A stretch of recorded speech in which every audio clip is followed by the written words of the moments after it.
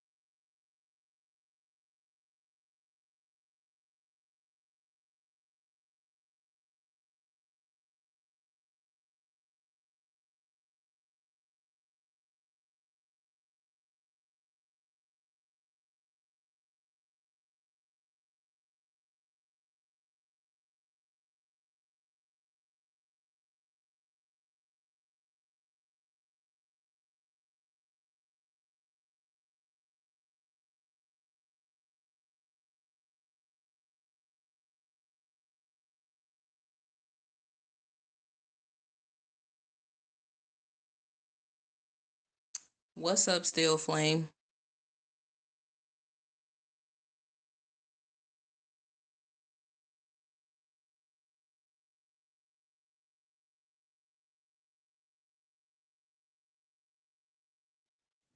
What's up, y'all? Give me a second. I need a few seconds. Welcome to the live stream. What's up, y'all? Give me a second. I need a few seconds.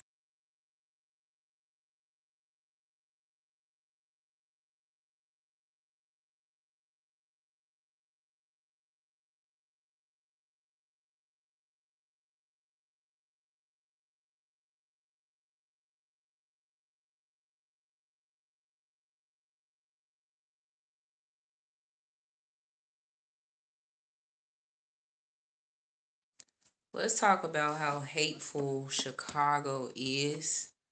Um, and I want y'all to understand that I am a Chicago citizen. I really, I'm talking about as I'm looking at my algorithm right now on my laptop, because I know y'all probably heard the little echo. I know y'all heard the echo and whatnot. As I'm looking at the algorithm, all you see is everything about Chicago. Chicago this, Chicago that, Chicago, Chicago, Chicago, Chicago, Chicago. I see content creators coming out here in Chicago. For instance, right now, I'm not sure if some of you guys may know who this content creator is. He's live in Chicago right now. I Show Speed. Is he still live? Let me make sure. Let me see. I think he is. Yep, he is. So we gonna just take a look at it. This dude is getting his haircut right now in Chicago. So y'all, let me tell y'all something.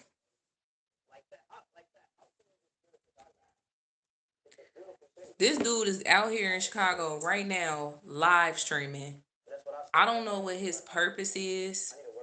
You know what I'm saying? I don't know if he's trying to show the world if Chicago is safe or if it's dangerous. You know, he was walking around out there in Chinatown and stuff like that. Now he's getting his haircut. If you ask me, I don't know. I could be wrong, but I just feel like it was like some paid actors or something like that in his streams from Chicago. Because it was a lot of weird shit happening, like people showing him monkeys and all type of stuff. And then he just started acting scared. He like, oh my God, Chicago people was so crazy. Oh, you ain't seen nothing yet. That's actually the good side of Chicago people because they love you, bro. They love you, and that's the good side of them. You ain't stepped foot in the damn trenches. That's what you didn't do. So let me show y'all what he's doing right now as we speak. Getting his haircut lined up and stuff in Chicago. Live right now in Chicago, getting his haircut. Um, Today. Yep. I know he probably finna drop a few racks on you for lining them up, bro. What's up, Ashanti and Donald? Somehow, hey, auntie. All right, I'm definitely somebody's auntie. I just need a lineup, though. Yeah, no, it's like the foundation. Nah, hell no, it ain't foundation. It's enhancement. Look down a little bit.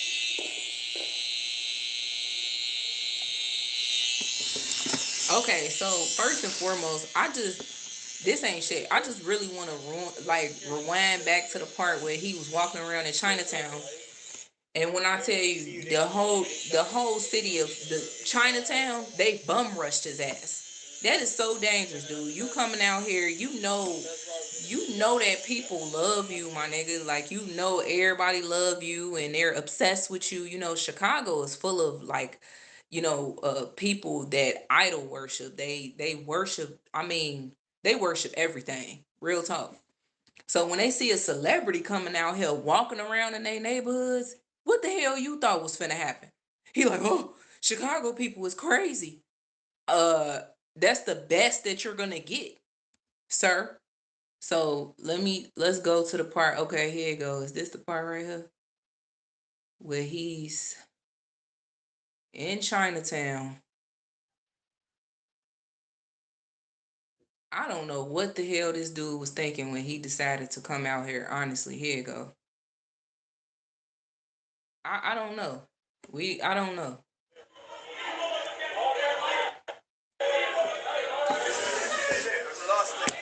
Ain't it? Martial arts. Martial arts. Martial art. What? Nah, it's not. Nah, that's an office. It's an office.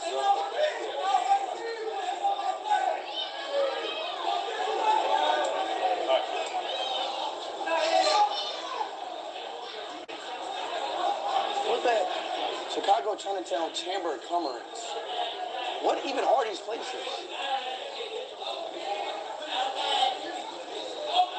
Bro, you hear that? Okay. Bro, who keeps saying okay? Who keeps saying okay? Who keeps saying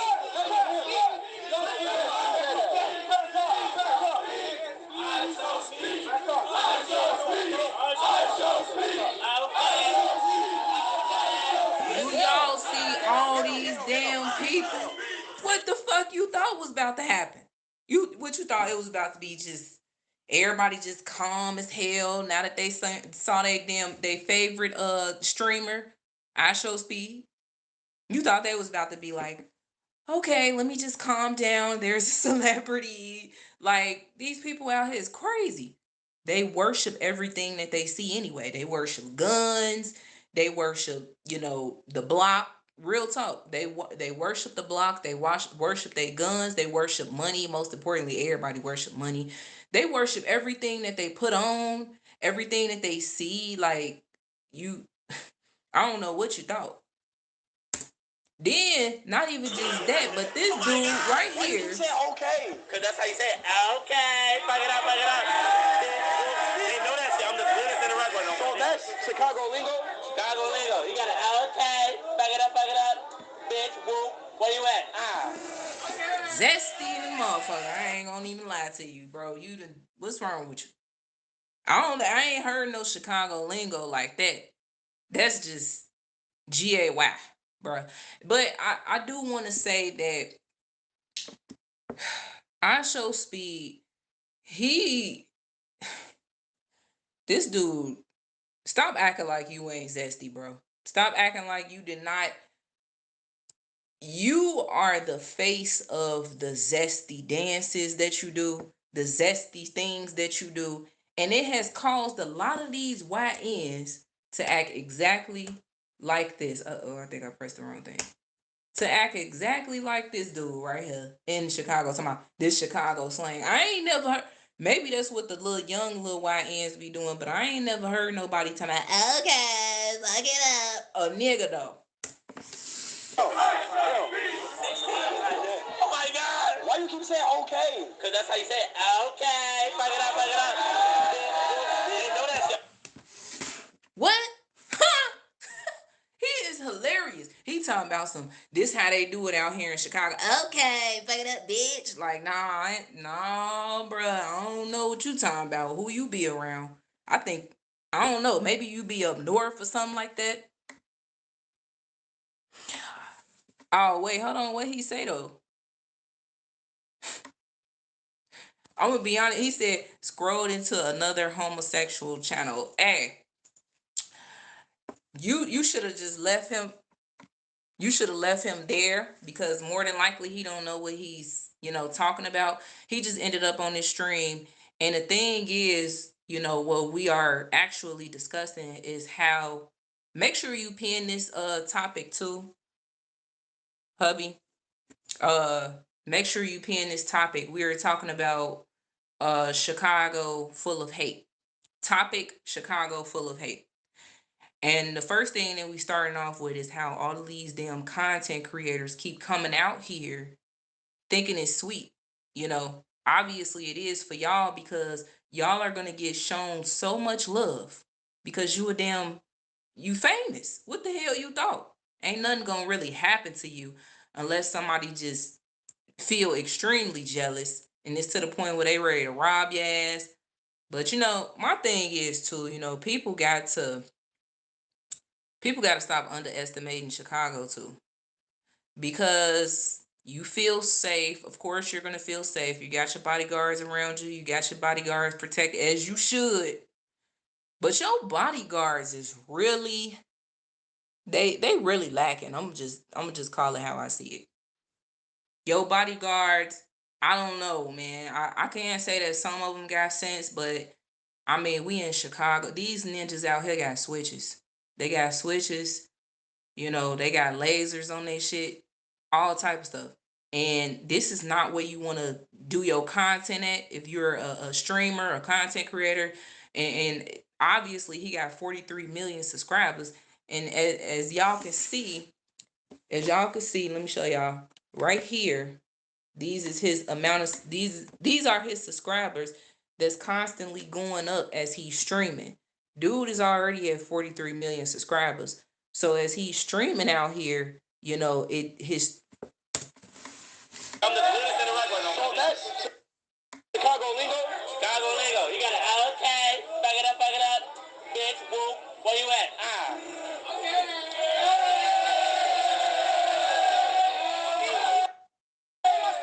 That's not from Chicago. That's Chicago shit. What the fuck? now that's Chicago as hell. I ain't gonna lie to you. That's Chicago for you. Footworking, that's all we did out here. We used to footwork. I don't know what happened with that, but yeah, he better leave before they get out of school. I seen him up there talking about what time is it right now? 2 o'clock, bro. You better leave. Hurry up and go where the fuck you about to go. Because when they ass get out of school and when they see your ass out here, you thought they bum rushed you right there in Chinatown. I'm gonna be honest with you. When these kids get out of school, when they see their favorite streamer, it's over with for you. You better hurry up and get where the fuck you about to go. So, and then this dude right here, the one that was like, okay, fuck it up, this YN right here, this nigga almost committed suicide, y'all. Let me rewind, fast forward so I can show y'all. Oh, that's Chicago lingo. That's Chicago shit. Here you go, y'all. Right.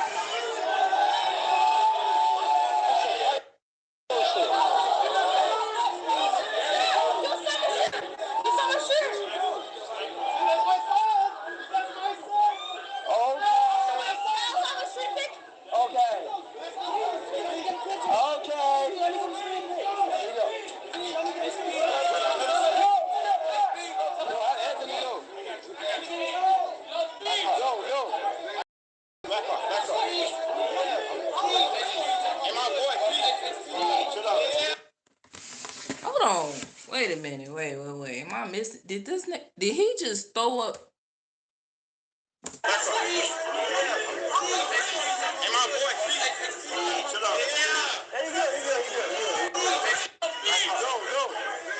I'm trying. I'm trying. He said, I ain't no goofy. Right? One of his fans said, I ain't no goofy. And then he just throw up GD. Oh my gosh. He was talking to one of Asho Speed's security guards. because the security guard was pushing him, and he like, I ain't no goofy. So you see what you see? Oh, you said he shook up and didn't even know it. Disgusting ass people in his live stream, bro. Real talk, just saying nasty stuff. But I'm trying to get to the part where this dude was finna jump off the balcony in Chinatown to get to this ninja. These people is crazy. So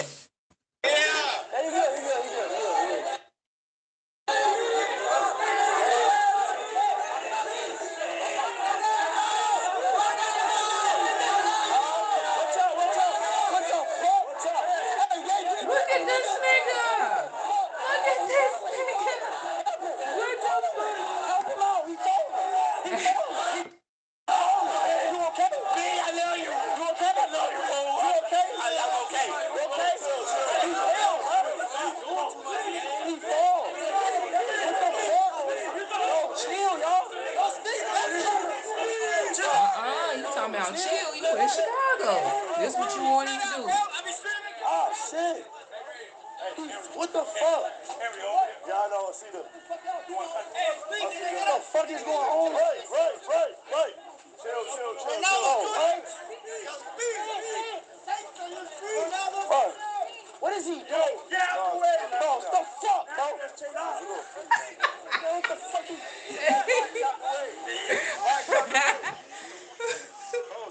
I'm telling you. Hey, it was just straight up comedy at first. Like when they started showing him monkeys. I mean, it was so weird. Like they was chasing him down on the expressway and showing him monkeys. They finna have car accidents over this. Like, why? Why did you come out here? You got people just acting psychotic. They act just like you, bro. You do the craziest shit too. They doing the same thing.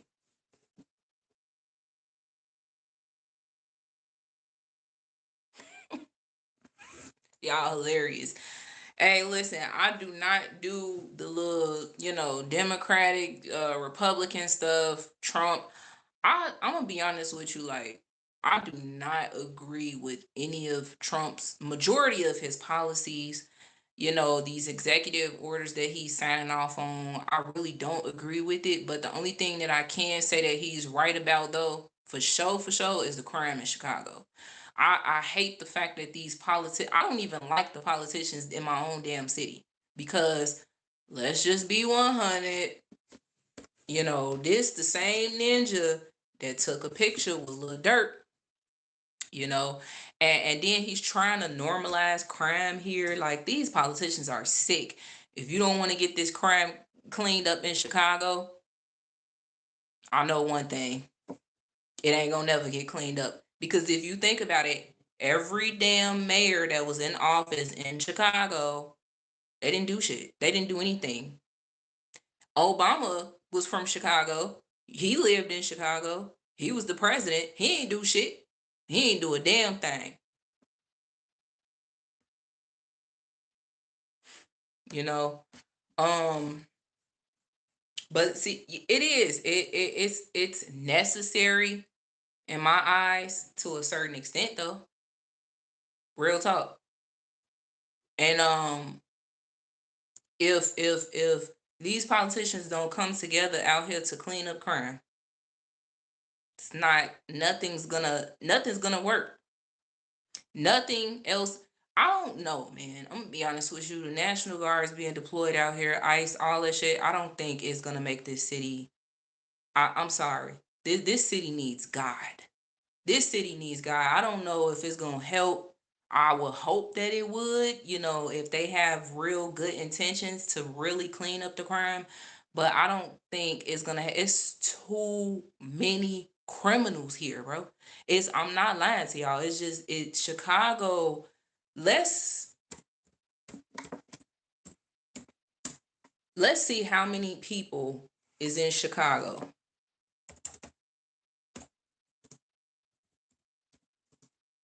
Uh, how many people live in Chicago?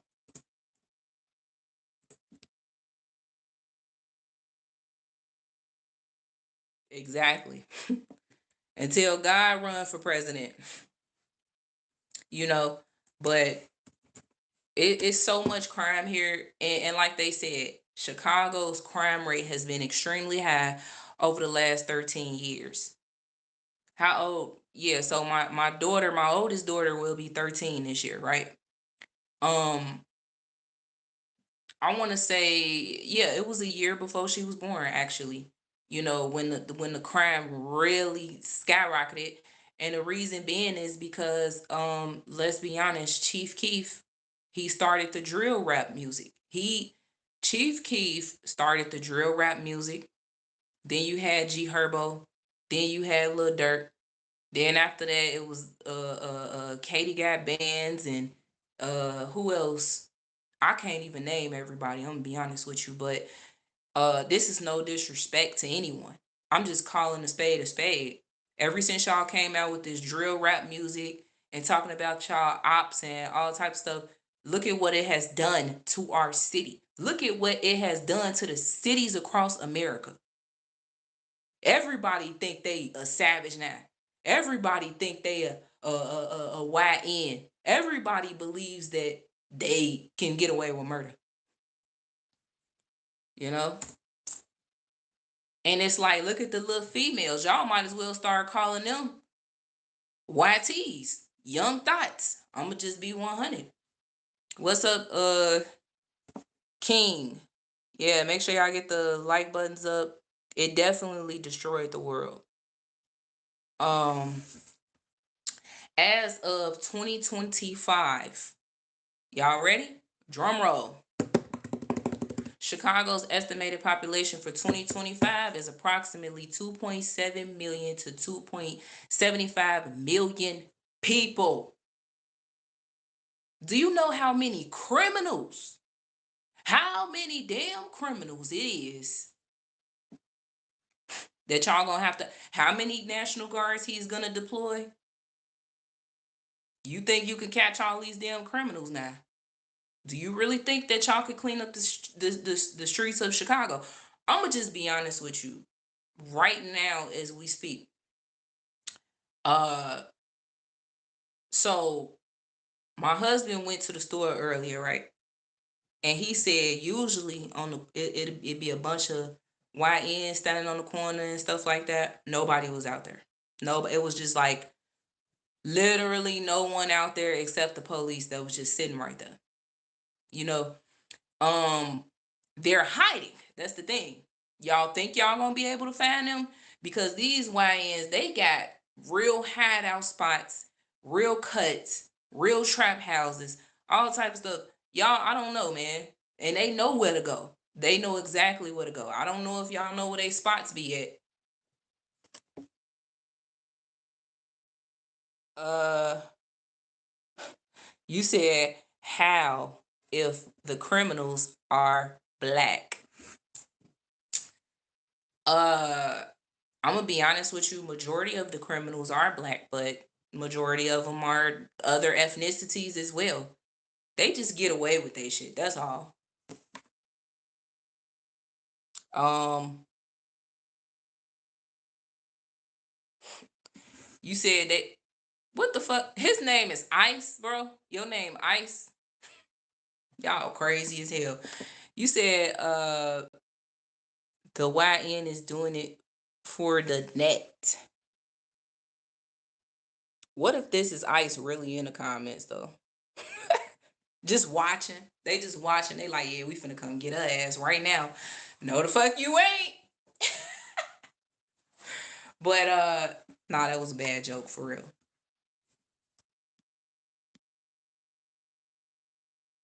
Who's racist? I'm not being racist. It does.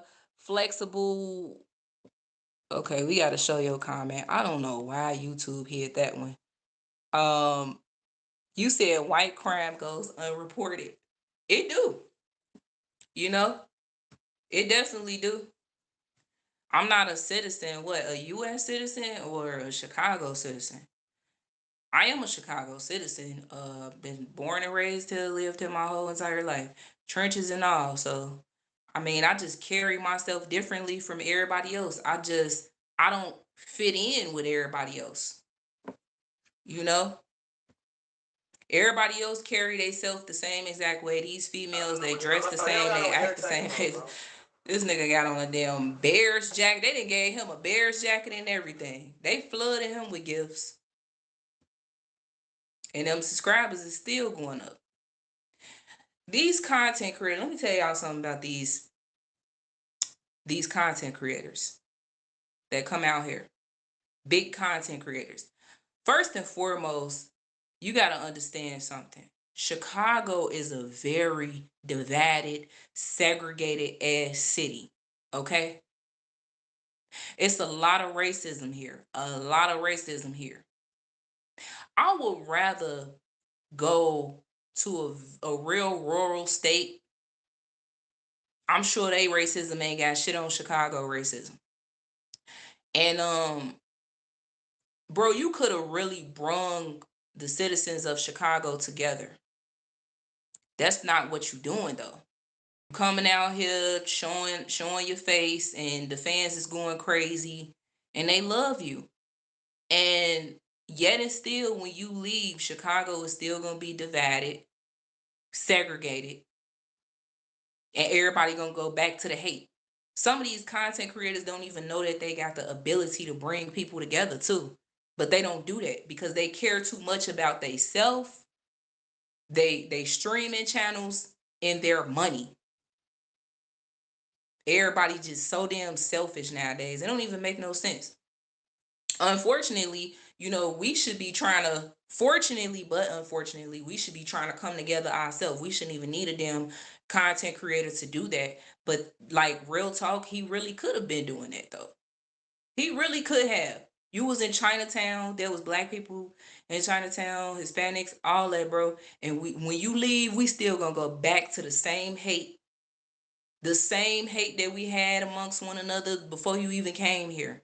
You could have really changed the game.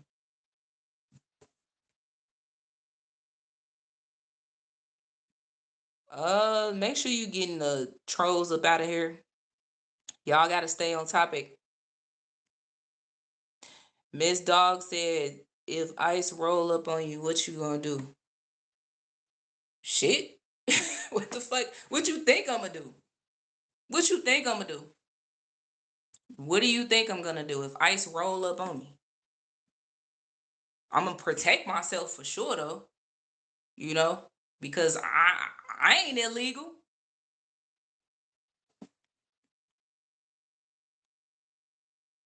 Uh, who is this? Gito Planet says, so as Chicago citizen, is the National Guard coming a good thing or a bad thing? I don't know, cause I've been saying this. I don't know if it can do any harm to us, all Chicago residents. Real talk. I don't know if it's gonna be a good thing. I don't know if it's gonna be a bad thing. I just don't know. Cause I don't know what, their true intentions is. It's just so many mixed emotions around it. Because you got people in DC, some people saying that they came out there and they really did clean up the crime. Then you got some people that said they only came out there and they was deployed to clean up trash on the streets and they didn't clean up shit. Then there was one person that was in a live stream, I believe yesterday, that said that they live 7 blocks away from the White House and it's still crime out there. They ain't clean up shit. So I mean, we need to hear from the actual residents that really live in areas where there's high crime at, like seriously. Like, I've the areas that I live in, that I have lived in, or that I still live in right now, high crime rate. It's a decent area, you know. It's a decent area. A lot of middle class folks live around here, whatever you want to call them. I don't know. Um, it's a clean area, but at the same time, though, it got its rough days, and I don't want to tell nobody what area I live in. Some of y'all that's in Chicago, y'all might see me and stuff like that. If y'all on this live stream, y'all might see me roaming the area and shit like that. But I don't want to tell nobody where I actually live. But what I can say is it's a decent area, but it still got like high crime at the same time. Like if you go a few blocks over, that's where all the crime is at. And I'm telling you, all you hear is sirens, police. You the police that sit over here in our area, they don't do shit at all, bro. They see niggas coming through here, you know, doing all type of stuff. They see the kids playing outside until 12 midnight, little ass kids, 3 years old, 4 years old. They don't do shit. All they do is sit in their squad cars on their phone and they watching everybody else trying to see who they can pull over and lock up, give them a ticket, for speeding past the damn stop sign and shit. They don't care about no crime, man. And see, this is another thing. I was reading an article. I'm gonna try to see if I can find it. I was reading the article. Give me a second, y'all. I'm trying to go to the article. And they tried to say that, Chicago, I guess we're going to be set as an example to the whole world. And, you know, we're going to be the first city that's not going to have any trust. We're going to have a hard time trusting the police force here because they have to work with ICE and the National Guards to clean up crime. But let me tell y'all something, man. I'm going to be honest with y'all. That got to be some of the most sentimentalist shit to say because CPD can care less about Chicago citizens. CPD does not give a damn. And I'm going to be honest with you. You got very, very, very few good officers out here. Very few. But I'm going to be honest with you. CPD don't give a fuck. And I wish I still had the video on my phone to show y'all. As a matter of fact, you can go on my channel right now and scroll through my videos and you will see how many times we have been harassed by the police for nothing, literally nothing. CPD, they never gave a fuck about us anyway. So I don't know why they sitting up here trying to make it seem like, oh, Chicago is just not going to be able to trust their own police force, anymore. The thing is, Chicago has actually, CPD, even though they dislike the mayor, they really are helping the numbers to go up. Bodies dropping on the daily, and they don't give a fuck. They don't care. My neighbor died in front of my damn house over 2 months ago. The police did not show up. They did not show up. They didn't even care. And as a matter of fact, on some real shit, y'all, guess what? The police was sitting right there in the same little cut right there where they always sit at. They didn't get out their car not one time. Not one time did they get out to check on them. They didn't give a fuck. They seen the ambulance finally came 30 minutes later, which this is exactly why it's so many people dying in Chicago. You want to know why? Because the EMTs play the biggest part. They play the biggest part in these deaths. They have to let the numbers go up. It's all about the Benjamins, baby. That's all it's about. And that's all it's going to ever be about. And crime, as much as they continue to allow it, is not going to stop. It ain't going to stop. Chicago needs some heavy prayer. Real talk.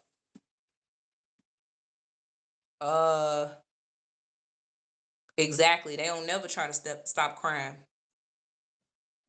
I said NYPD is the biggest force in the world. I know what you're saying, but you said, do the people care enough to stop their own violence? They don't. They don't. Yeah, it's about the money, man. I'm telling y'all. Y'all gotta, I wish I could, I don't want to show my neighborhood though. I don't want to show the area I live in. But I wish that I could show y'all boots on the ground. Real talk, the trenches, the real life. Y'all gotta hear from the people. You cannot just sit here and side with these politicians. I don't give a fuck if it's the damn Trump administration or Illinois or the city of Chicago politicians. You must hear from the people that live in the trenches that actually have to experience the crime. I'm dead serious. I'm not even lying to y'all. What the fuck would I have to gain off of lying about? Like, if you right, you right. And like I said, you gotta think about it this way. I don't like Trump. I I like the fact that he's straightforward. You know, I do like the fact that he don't play no games and that he don't beat around the bush. I like that, you know. Uh I like that he gets straight to business and quite frankly, he didn't showed us plenty of times. Most importantly, I'm only going to side with someone who I know is right in my eyes. He ain't lying though. When he said Chicago has a high crime rate still, and he need to bring them out here to clean up the crime, and this many people got shot and killed over the Labor Day weekend, and this much violence happened and stuff. He's not lying, y'all. He ain't lying. Please look. I've lived here my whole life since I was a newborn, newborn baby. You gotta hear me out. I done lived in the trenches damn near my whole life. So I know where the danger zones is at. I know where the most dangerous areas in Chicago is. All of that. This mayor, man, he ain't gotta live in this shit. And he knows exactly what the high crime areas is. And guess what? He don't give a fuck because if he did, he would have cleaned it up a long time ago when he got in office. Matter of fact, the mayor before him, Lightfoot, she would have cleaned this shit up, but she didn't. She made excuses as well. It's all about the money. Wake up, y'all. Please wake up. Open up your eyes. You can see clearly now, right? Dead ass. First of all, you got to think about something. All of these mayors that was in office in the city of Chicago did nothing to help the crime rate just go away. Fuck a damn low crime rate, because you still normalizing crime. If you saying, oh, the crime rate is low, that's actually nothing compared to blah blah blah blah blah. No, we don't want to look at it that way. We just want the crime to stop overall, just go away. And they ain't even put forth no effort. They know they got the ability to stop it. They know they do. But now it didn't got to a point where it's just so out of control. It's so out of control. It's to a point where I don't know how it's gonna stop, because these ninjas ain't gonna stop getting a hold of these guns. Come on now, check it. Says he is really not coming to try to eliminate crime. There are a number of places that have requested funding to try to put programs in place to deal with it, and he's cut the funding. But way before he got into office,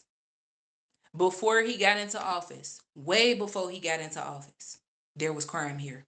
The crime, like I said, like he said, 13 years.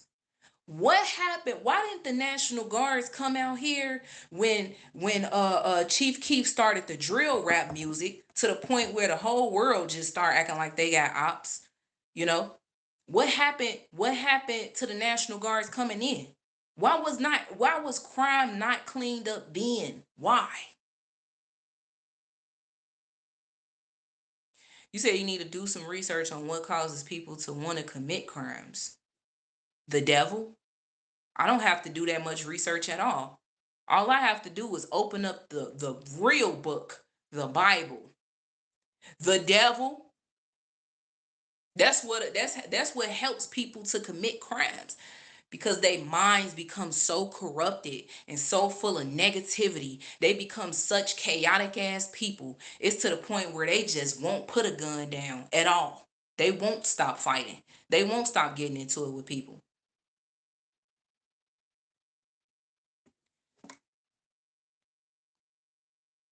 You wanna do you want to block those weird comments? Thank you, Deshaun.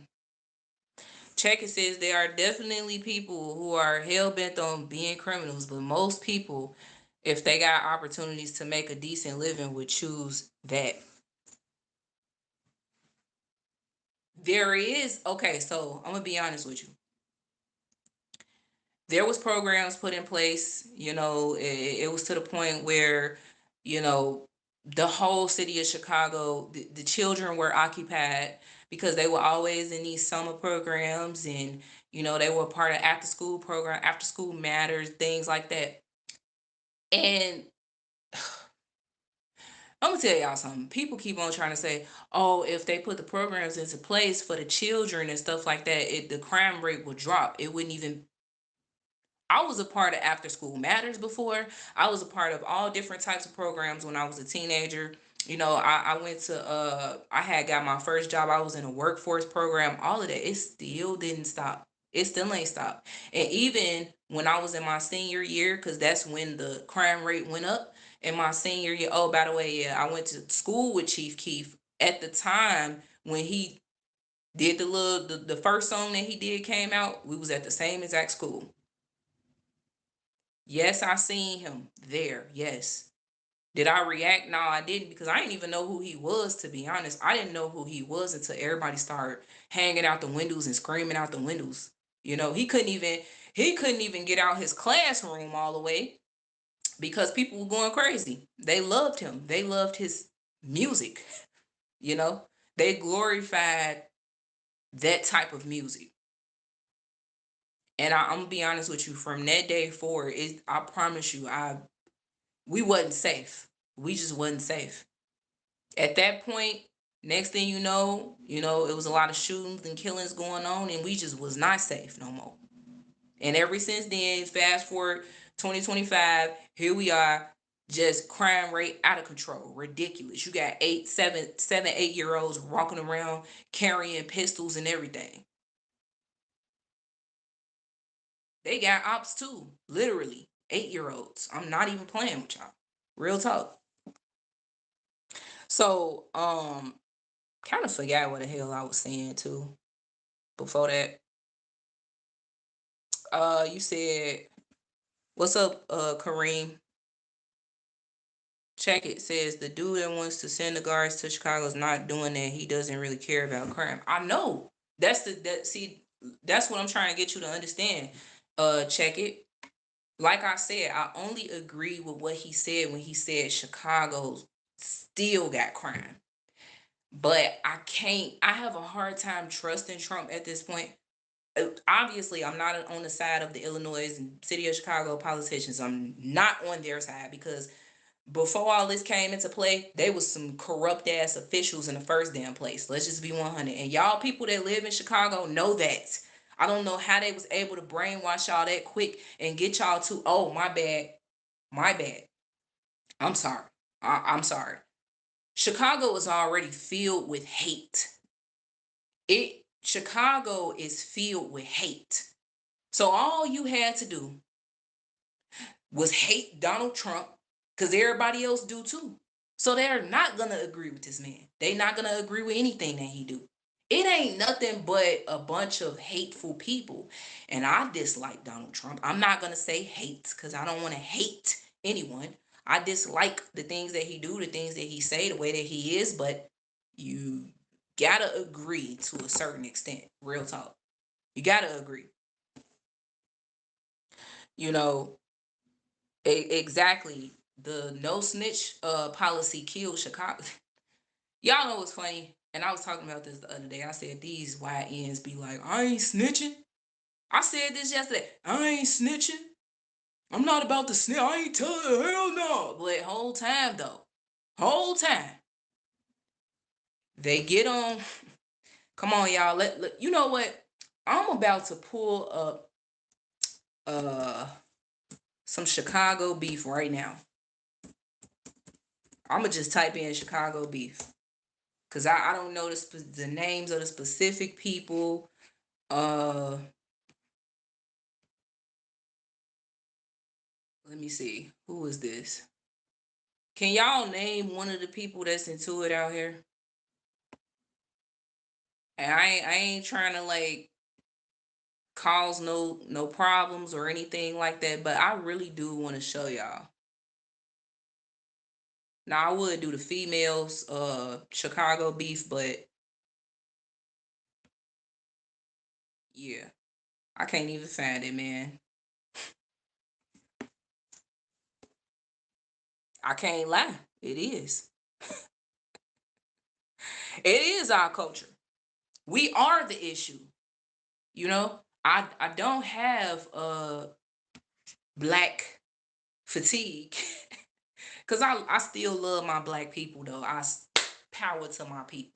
I still love my black people. We just got some problems for real. We really got real life. We are a lost ass culture.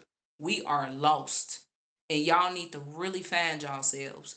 Just all you got to do is just sit down and really think to yourself. And don't think about the ops. Don't think about money.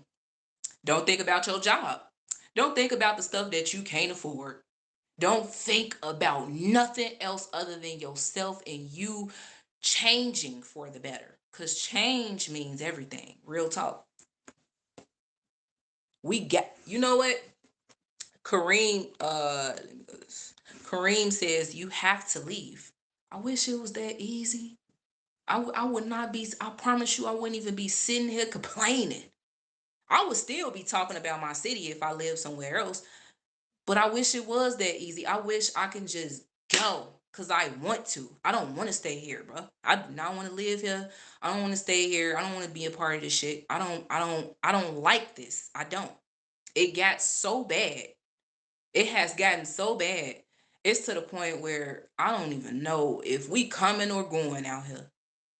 It's dangerous, man. I'm not gonna lie to you. And it's not to the point. So let me clear something up because there's a lot of people out here that keep saying, "Oh, I'm alive and I live in Chicago." Duh. Yeah, duh. It's not like that. It's not to the point where you open up your door and gunshots gonna let off and next thing you know, you dead. It's not like that. It's just you don't know what these ninjas be on, and that's the most dangerous part about it. Not saying that we want to know, but it's like they popping out cuts and everything, y'all. I'm telling you, you walking to the store, they popping out with ski mask on. You know, they getting on the buses. The bus ain't even safe. It's not, the bus not safe, and most importantly, driving in your car ain't even safe. People be like, just get a car. I had a damn car. Actually, I have a car, but it's still not safe because when you get to the red lights, they shooting it. Pull it up on YouTube. You gonna see it. Y'all know how Chicago get down, man. Stop acting brand new. It's really it's bad. It's bad. You can't even stand at the bus stop and manage your business. Get on the train and do what you do. You can't even drive your damn car in peace. You can't go in the laundromat and wash your clothes. Damn, you can't even go in the store and manage your business. You can't. It's like minding your business nowadays. It's a problem to the people that want problems because even when you manage your business and you trying to stay out of shit, you ain't got nothing to do with nothing. Some way, somehow, it's always somebody that want to cause a damn problem. Uh, it do. It start with honor, and that's the only way that we as a black community would be able to change is if we honor one another. If we honor our family members, then from there we honor one another. But that don't happen, y'all. I remember once upon a time before all this war and this beef started and stuff, like you can roam the streets of Chicago peacefully. Real talk. I mean, it was still crime. It was definitely crime, but people was just fighting. Real before the drill rap game came into play, people were fighting. It was fights. All right, people was getting jumped on and stuff like that. Not saying that's cool and that's okay because it's not. But damn, what happened to just put the guns down and fight? If it ain't got to a point where you feel like you need to fight, what the hell you picking up a gun for though? That's some coward ass shit. All these ninjas do is shoot, bro. They shoot and they miss. And they hitting innocent people and they don't give a they do not care.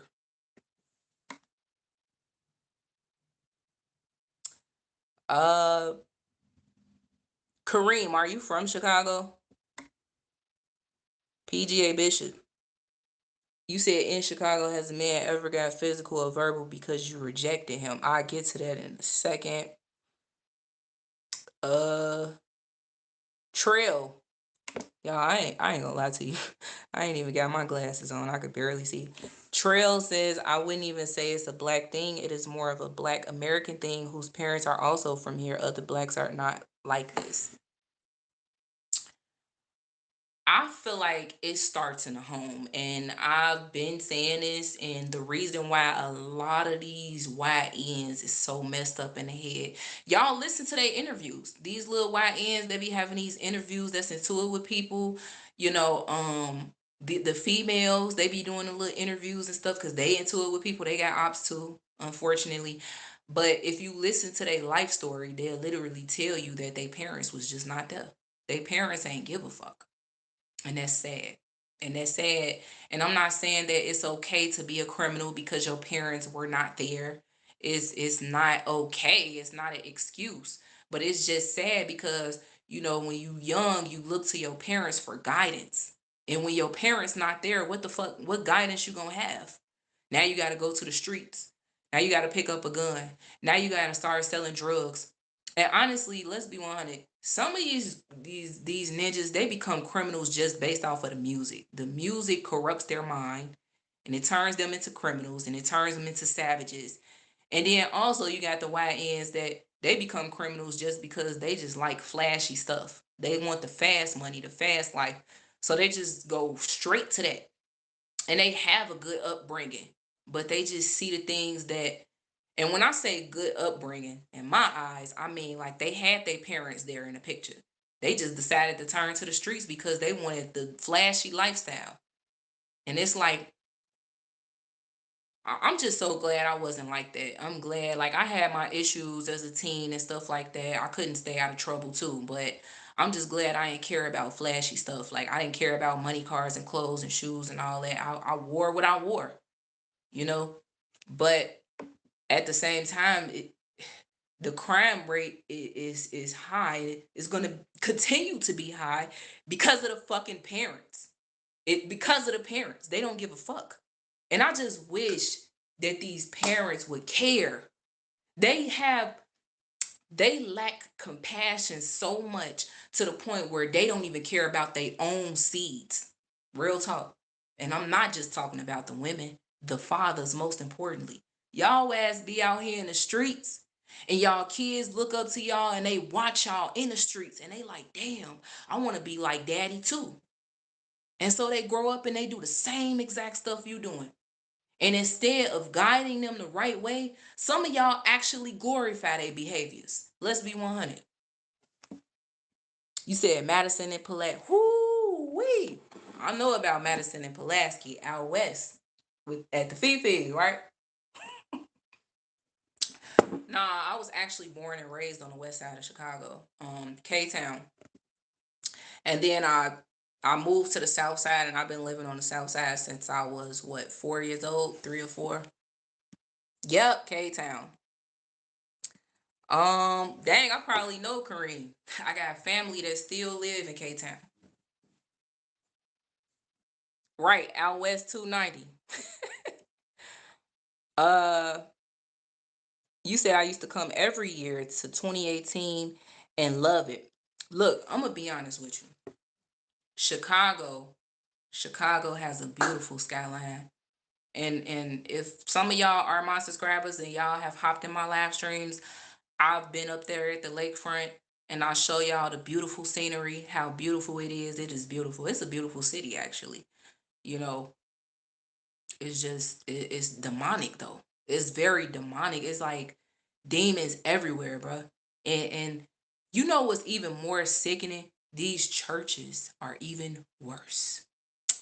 The churches in the city of Chicago don't make it no better because these pastors is demonic too.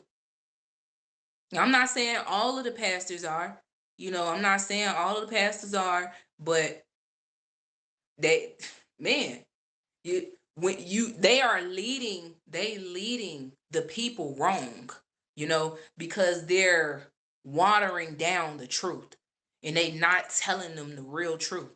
They not telling them nothing, really. All they care about is they tithe and offering. Thank you, Charm. PGA says the little girls see their mama tricking and stripping, making good money. Exactly. Wearing good clothes, and they look up to that, and instead of mama saying no, the mama glorify. Exactly. PGA said it best. Real talk, because it ain't just the little young YNs, it's the YTs too, the little young thoughts. Real talk. I mean, I see it all the time, y'all. I see it all the time, and it sickens me, and it really pisses me off. It really pisses me off because these little girls got so much potential. They don't even know. They don't even see it. You want to know why? Because they mamas don't tell them that. They mamas be hating them. You hate your children. Let's be honest, y'all. You hate these parents. They hate their children. I don't understand how is how is it that these women were able to even have children? How? Yes, we need hospitals. We need hospitals. I know some of y'all probably like, huh? They got hospitals in Chicago. If only you knew the truth. So let me break it down to y'all what happened.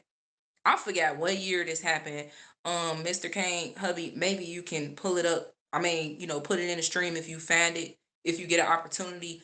When did they start shutting down the hospitals on the south side of Chicago? And it didn't got to a point where, so I seen a documentary on this before. So the reason why so many deaths and things like that here in Chicago, yeah, these YNs be getting shot, but they end up bleeding out. And when they bleed out, it's really because the EMTs take forever to come. I'm telling you, they take forever. They take 20 to 30 minutes. And guess what? The hospital be right up the street. Now I know some of y'all gonna say, well, they could literally just transport their loved one anyway, so they won't bleed out. But some people don't have cars, man. Some people don't have cars. And then plus you want the EMTs to come so that they can apply the pressure the right way and do their thing. You don't know what you're doing. You get the driving and your loved one in the passenger seat and they just steady freaking bleeding. But see, this is my thing. This is why I be so many deaths here, because these EMTs intentionally, it is their intent. When they come to the hood, they take forever to get here. And guess what? When they come, they don't give a fuck. They don't care. I'm sorry, y'all, for cussing, but they literally will watch you bleed out. They will do the bare minimum to help. And then you know what make matters worse? When they put them in the back of the ambulance, guess what? They take forever driving, y'all. They take forever driving. And guess what? They can't drive to a local hospital because they don't have a triage unit. Their triage unit does not help gunshot victims. They have to drive all the way over to the west side of Chicago from the south side. Do you not know how long it takes? By the time they get there, they dead. That's why so many dead people now. Gunshot victims. Matthew says 60 last weekend, right? I can't remember. Off the top, I cannot remember, honestly. Plus, I'm gonna be honest with you, it might have been more than that. I think it was 52. If I'm not mistaken. But y'all do not, when we talking about Illinois politicians in the city of Chicago, do not believe that shit. Don't believe it. Trust and believe them numbers is a lot more higher than that.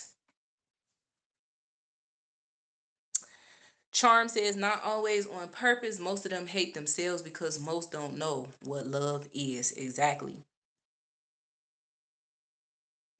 I don't vote, Kareem. I don't vote. I don't believe in voting. I won't ever vote, because people believe that their vote counts. And hey, everybody is entitled to their own opinion.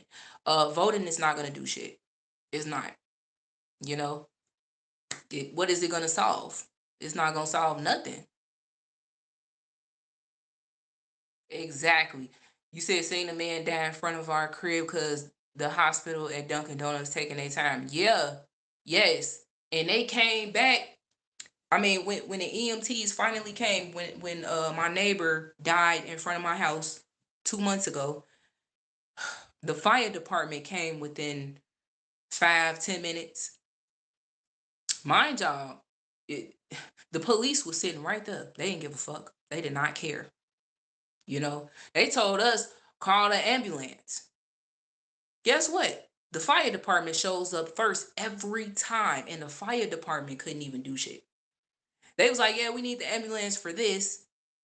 Guess what? It took them like 20 to 30 minutes to show up, just like it always do when it come down to a person being having an issue in the hood, rather they got shot or rather they having a health issue. They come 20-30 minutes later. And you know what's sad? The hospital is literally right up the street. Literally. The hospital is probably like 8 blocks away. You know, it's just sad and it's sick. You know, they watch them die. They are all in on this, y'all. They all in on this. It's all about the fucking money. It ain't about nothing else but the money. I don't want to hear about, oh, it's like this, it's that, it's this, it's that. No, it's about the money. That's all they love money.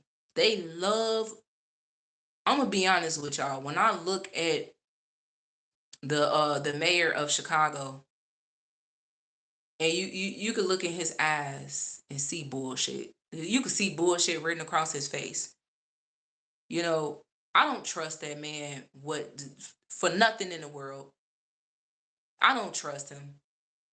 And I just want to show y'all this picture so I can help y'all to understand, cuz some of y'all, I don't know, you know, some of y'all might agree with the fact that there is no crime here. Lies. Straight up lies, man. Bullshit. The crime rate is low. Bullshit. And people feel like, oh, I walk around the city of Chicago every day, you know, and there's no crime. Lies. Lies. And you know what's so even more crazy? The fact that these elderly people, they see the crime, they hear the crime. They've been living here their whole entire lives. And now they up here talking about, oh, there's no crime.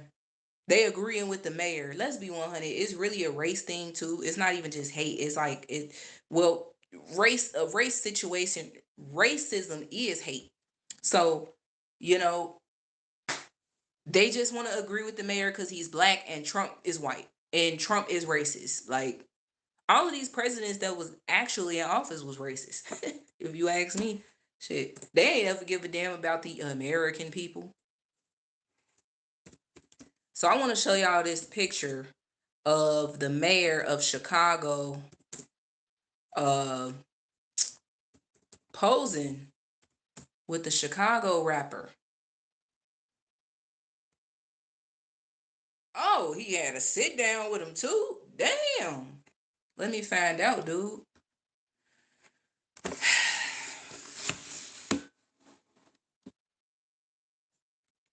I wish I could. Let me see. Maybe I could zoom in on it for y'all. Yep, there we go. This motherfucker right here. Man, and then the audacity, bro. The audacity.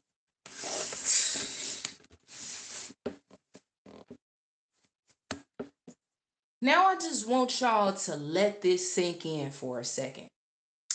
This guy is talking about, oh, there is no crime. The crime rate is so low. As the Chicago people, we have to say, we have to fight back. We have to fight back against that. We have to fight back against that President Trump and his administration and our democracy. And it's like, bro, stop the bullshit. Yes, that is Lil Durk, DJ the Gamer. Yes, yes, yes. It is Lil Durk. You see the Chicago mayor? He's posed in a picture with Lil Durk. Let me tell y'all how it's all about the Benjamins, baby. Because the real YN, which is the Chicago mayor, the real criminal, which is the Chicago mayor, okay, he accepted being in this picture with Lil Durk because Lil Durk dropped 150 bands on this man campaign. when he was first running for office. Let that sink in. Hmm. You must hear from the Chicago citizens, boots on the ground, the people that live in the trenches, that has lived in the trenches, the people that were born and raised in this shit. Please do not listen to these motherfuckers, y'all. You see this shit?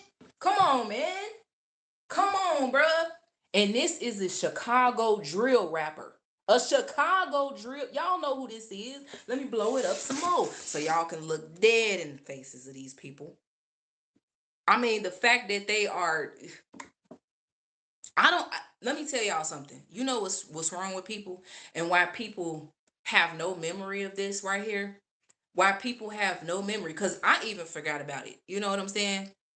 And if y'all go back to my previous live streams, it wasn't even that long ago, maybe a week ago, maybe a few days ago. I put my 2 cents in and I was like, man, Trump just want to abuse his power.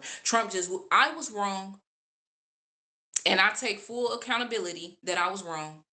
And I was saddened with the mayor and the governor of Illinois. I was completely wrong. And I had to sit down and I had to really think about it and really do some deep thinking. I'm like, wait a minute, hold on.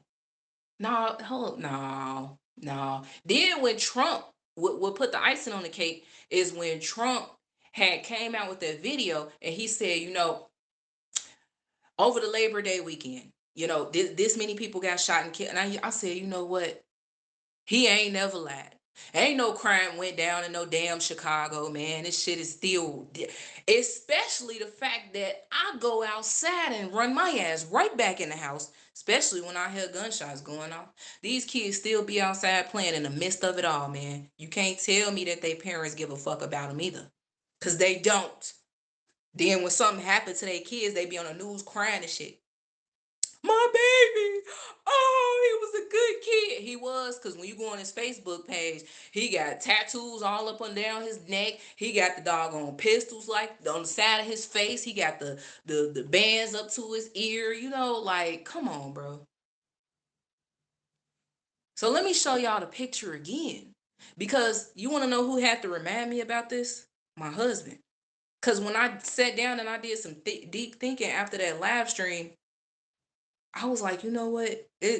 Something just seemed, I can't, something just seemed so off about all this shit. All of it. And then he said, remember, the mayor took a picture with Lil Durk. I'm like, the mayor took a picture with Lil. But y'all see how we all have amnesia, right? And the reason why we have amnesia is because it's so many different trends going on, different dances and excuse me, you got the politicians going back and forth, this war going on. It's so much going on, so much. It's to the point where it'll make your ass forget about it. Yeah, they make you forget. Do y'all not know how many people in Chicago still don't remember this? Let me show y'all. Do y'all not know? I should probably make this my thumbnail, man. This might be my thumbnail, bro. Do y'all not know how the citizens of Chicago forgot about this right here? And all they see is him trying to be in defense of the Chicago. We as the Chicago citizens, we must stick together. Our democracy is da. And it's like, bruh. You talking about we gotta stick together as the Chicago citizen. Let me tell you something, Mayor Brandon Johnson. You were supposed to defend your city. That's what the fuck you was supposed to do. And as a matter of fact, you was supposed to be helping cleaning up this damn crime. You and that big Bob, JB, JB Prickser, Flintstones. Uh, oh, you know what? I'll show you the wheel on the wall in a second. I definitely want to show y'all that. Our people gotta arise out of this slumber. We are so much better than this when we know who we are exactly. Exactly. DJ the Gamer says, why is the mirror and Lil Durk right there? Uh oh, you said the mayor, my bad. I said the mirror. Right. Then threatened to arrest you even after you called them. Who was that? Riding Head. Yep. So I ain't gonna lie to you. I want to show y'all this wheel, but we gonna keep the live stream going too at the same time. But real quick, I want to show y'all something. Oh, let me flip my camera. So this is a wheel that I actually had created myself, like literally 2 years ago, and this is the feelings wheel. So, you know, we all got feelings and stuff, right? We are humans. We all got emotions. So, underneath one of your emotions, it's always something else buried up underneath there. Say, for instance, you're angry, right? You got critical, distant, frustrated, aggressive, mad, bitter, humiliated, let down. Now, say for instance, you like, man, I'm so angry. But what are you angry about though? You know, are you like, what is it? What are you just being? So if you being aggressive, right? If you being aggressive, underneath aggressive, you feel provoked, you feel hostile. It's a feelings wheel. So people got to understand that it's deeper than that. It's like stuff buried underneath those feelings. You got sad, you got happy. When you're happy, what do you feel powerful? Do you feel accepted? You know, you got bad. So I created this myself, y'all, 2 years ago. It ain't the best, okay? But this is exactly what we are working on, and we working on making it better so we can push this through the platform.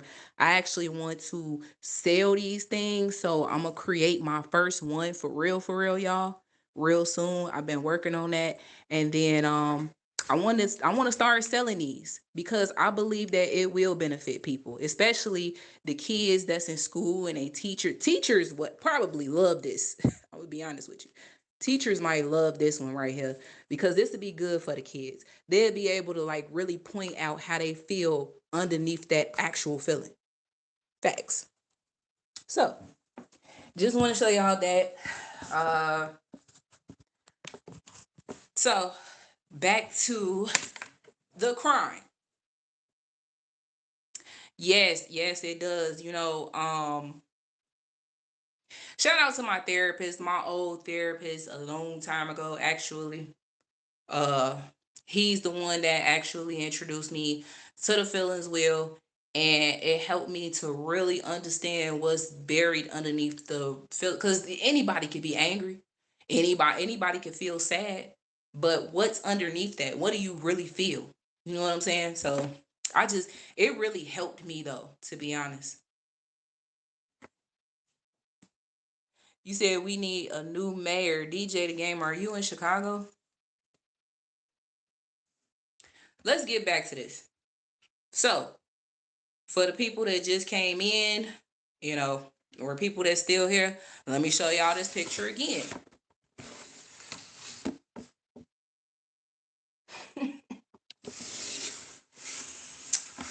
Wow. Wow. Nobody's talking about that though. Nobody's talking about how he took a picture with Lil Durk. And then some more. He took some more pictures. He actually sat down and had a chit chat with Lil Durk. Wow. What did you guys talk about, Mayor Brandon Johnson? Did you talk about how you want to clean up the crime here? Lil Durk met with Chicago's new mayor, Brandon Johnson, to discuss Durk's Neighborhood Hero Foundation. Oh, wow. Really? When was this? I'm looking for the date, but this is on somebody else's. This is on Twitter, I guess. So, you see that? See, the thing is, it's like it's literally about the money. And if you ain't talking money, you ain't talking shit. That's the thing.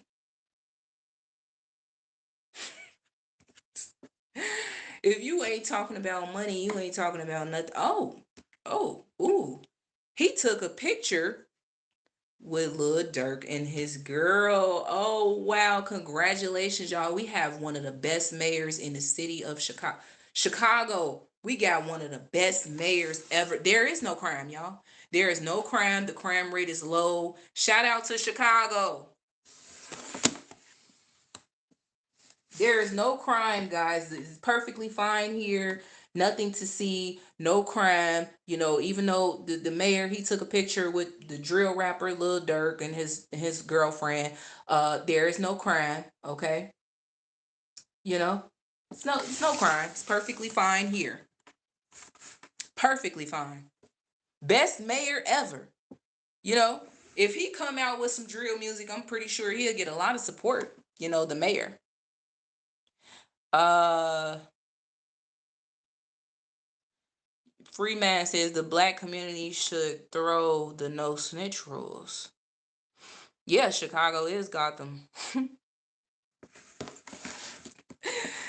Oh man, this is just so freaking crazy, y'all. You know what? I actually do want to watch this for a second because I just want y'all to see something real quick. Because at first I'm like, nah, I don't want to watch that because I don't want no problems. But I need y'all to see something. It's so, you know what? Who is this? Okay. So I want y'all to see actually what's going on right now, though. Right now as we speak. Yep. Shout out to whatever content creator. This is not hey y'all. Welcome my to my channel. Stuff. If you're new here or don't already know. Okay, I guess her name is NC. Shout out to her. So please be sure to sorry, ma'am. I'm using your video right now because I want to show the people what the hell is going on in Chicago. This is just sad. This look, for the females that live in Chicago, I don't want no problems. I do not want no smoke. You know, I got too much to live for, by the way. I am not a part of anything. I don't participate in none of these gangs and none of this beefs that y'all got going on. Has nothing to do with me, sweethearts. You know, y'all are beautiful. Honestly, y'all some beautiful ladies. And y'all shouldn't even be getting into it with each other like this. This is ridiculous. Y'all got too much to live for, especially the one in the middle. You know, sweetheart, you got your whole life ahead of you. And you know what? Let me show y'all the picture. So now they are into it with each other. Okay. These are Chicago drill rappers, Chicago female drill rappers. This one right here, she got some issues, you know, and honestly, sweetheart, you need to get it together, baby girl. You got to get it together. This one right here in the middle, I don't know too much about her, but I know that she runs with her. This one right here in the middle was featured in one of their songs or whatnot. She's a beautiful young lady. I just want to say, like, baby girl, you are very smart, and this is no disrespect to you. So if you ever see this video, just know that I'm not disrespecting you. I ain't got nothing against you, but I just want to let you know, like, you got more to life than getting into it with these females. You taking care of your brothers. You lost a brother. You taking care of your kids, baby. You going through too much for real to be worried about getting into it with somebody over a song or whatever the case may be. Whatever y'all into it about, I don't know, man. But this girl, the one that's got you, this one right here, man, she got issues, bro. She has issues. She got issues, and she this no disrespect towards her either because she need help. She need real help for real, and the help that she needs is from the Most High God. All three of them. All three of them. Y'all too young for this, bro. Y'all are females though. Freeman says, why civilians follow no snitch rules while the law on your side and take your freedom? These goofies, huh? I don't know if I read that right. Um, the no snitch thing is stupid as hell, and I want to tell y'all why it's dumb as hell. Because when they're in these interviews and they getting interviewed by these other people that live in Chicago, they actually are snitching. You know, when they standing on the corner and they recording themselves and they, yeah, don't come over here. This our block right here. We run this. You snitching. You snitching, bro. You incriminating yourself. So when the police come looking for you, don't be trying to say somebody called them on you because they didn't. You actually snitched on yourself. Let that sink in though. no more. The internet was all abuzz when they first got together, and regardless of I people do not talking own about any Jada's copyrights. lyrics, she's hot right now and fit right in. Y'all know how the males always say that the beef happened over a female? Well, in this situation, you can say that the beef happened due to what the males had going on. One thing Jada does not play about is people dissing her brother Q50 with Lil 50, who was killed almost a year ago. She says it all the time. If you dissed her little brother, then there is no coming back from that. The problem that caused the trio to have bad blood is coming out, and according to Jada, it could have led to a backdoor situation. As we've seen time and time again in Chicago, the females are not exempt from the violence and sometimes are the targets. Jada started posting about Aspen not responding to her when she asked to be taken off the ALO song. Aspen and Bin Laden then posted about Jada being late and nothing was being taken down. Aspen even came on later to calculate how much money she put into that song, so no, the song would not be removed. She claimed she paid almost $5,000 for the beat, bought the ALO outfits, and paid for the camera. These females are into it over a song. Over a song. And let's be honest, from what I heard, because I actually heard about this, before I showed y'all. The girl Jada actually asked the girl Aspen, I guess that's her name, to take her off of the song because she didn't like what had happened inside the studio or whatever, and how she felt like she was about to get backdoored and stuff like that in the studio, because Aspen loves drama, she loves beef, she loves chaos. That's why I said she need help, man. She just need God. She needs God. Seriously. All of them do. But the only one that look like they got common sense is Jada. She's the only one with common sense. Shout out to you, sweetheart. You know what? When I was talking to my husband about this, I said, Jada, you should really, really, really, really get some guidance, baby. You need it. And I feel bad that you gotta be left taking care of your brothers. They about almost your age.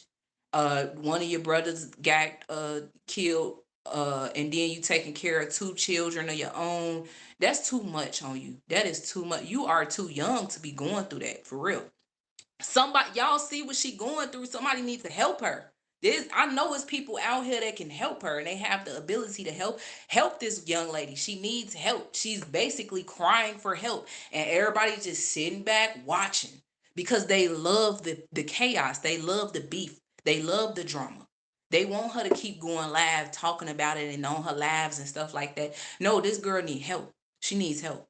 And you know what? I feel like if she moves out of this city, this evil ass city, I guess she still live in Chicago.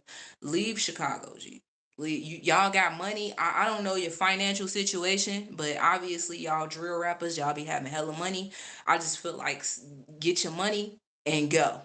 And go to a real beautiful neighborhood where it's not a big city, it's not overcrowded.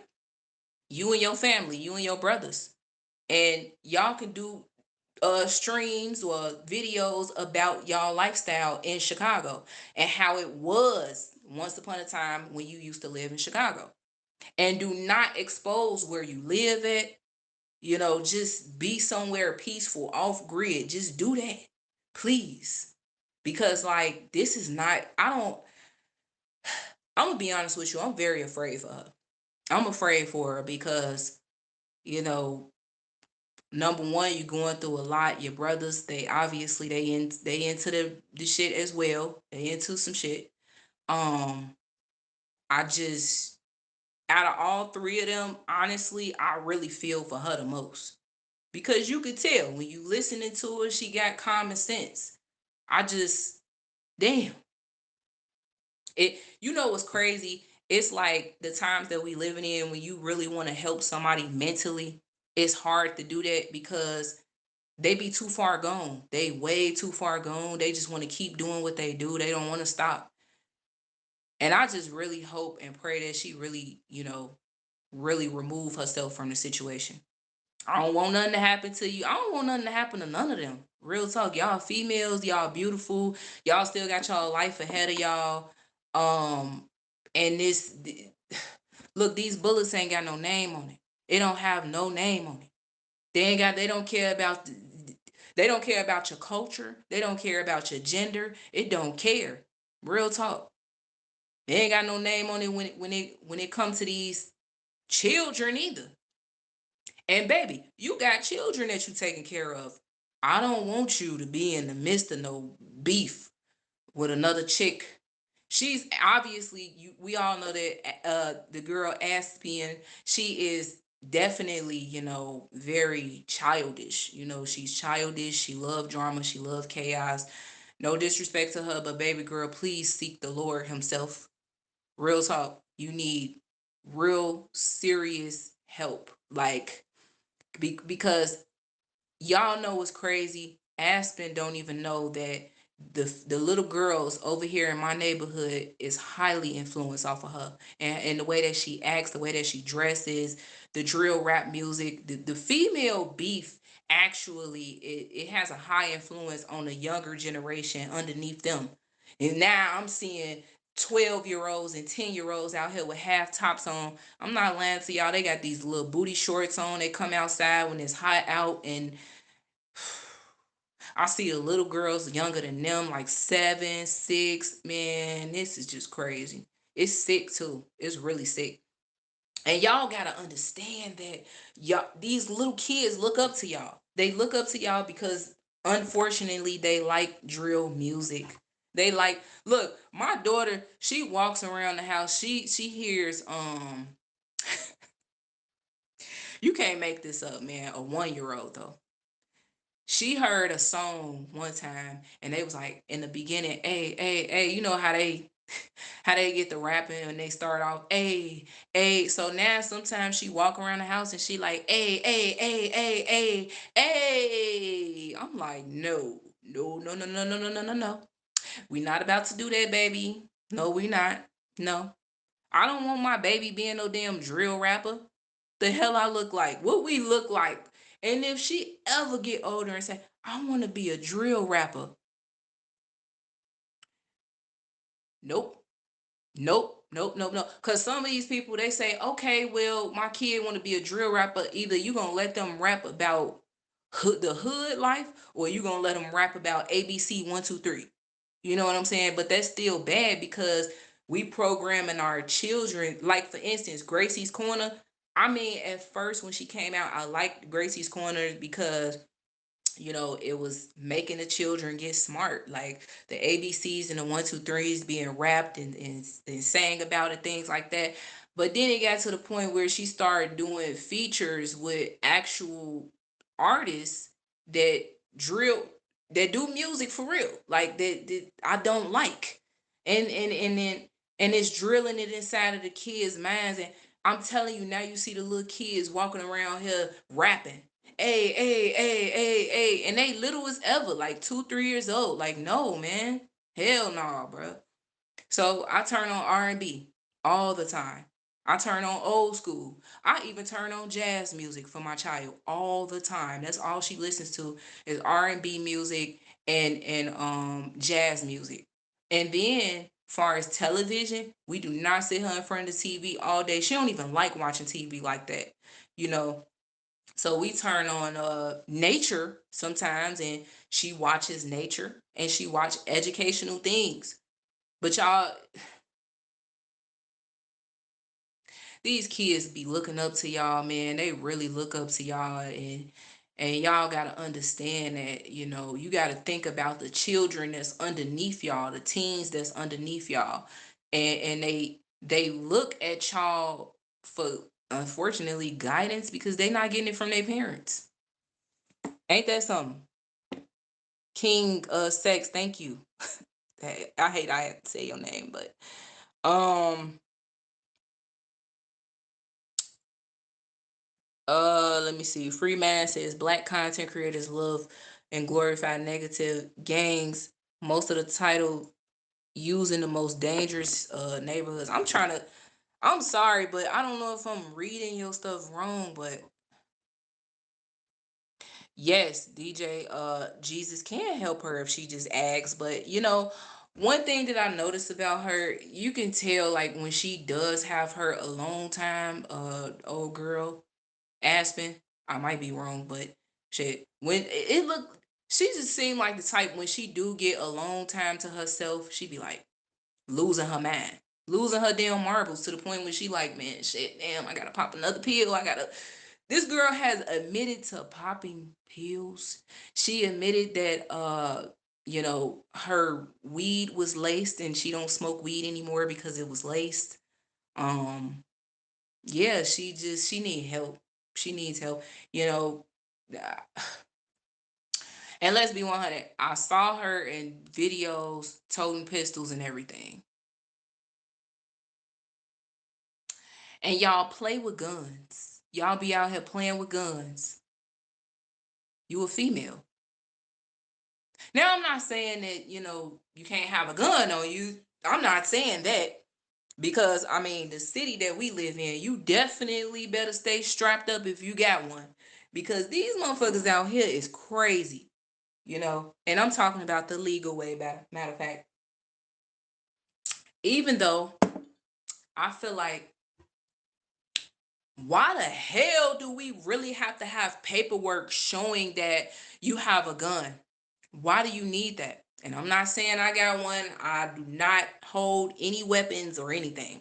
But I'm just saying, why do Chicago citizens or whatnot in the state of Illinois, why do you have to show that you need one? I mean, that you are concealed to carry, though. Real talk. Some of y'all might disagree with me, but I just feel like, man, you when you need it, use it for protection. Protection only. You know? Um, what was I about to say? Yeah, so it's like you need it, you use it for protection only. Protection.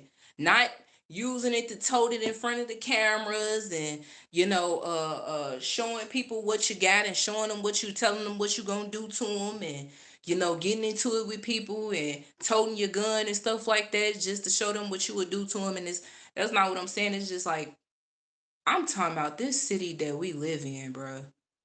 This city that it's so dangerous. You better carry something on you. Shit. You better. I carry my damn mace on me, honestly. I carry my mace on me and I carry my hands at the same time. And it's like, don't bring your fist to a gunfight. Trust and believe. If somebody showed me a gun, which they have done 2 times before, road rage type shit. If somebody shows me a gun, hey, you got it, bruh. I don't want no smoke. I don't want no problems. See, people be scary. They scary. They ain't gonna fight. All people do is show their gun and show that they'll shoot you. Of course you will. Of course. And guess what? I don't want no smoke. I don't want to get shot. I don't want to get killed. Just over you cutting me off and I'm hunking at you. It has happened twice before. And y'all wouldn't even believe this. Guess what?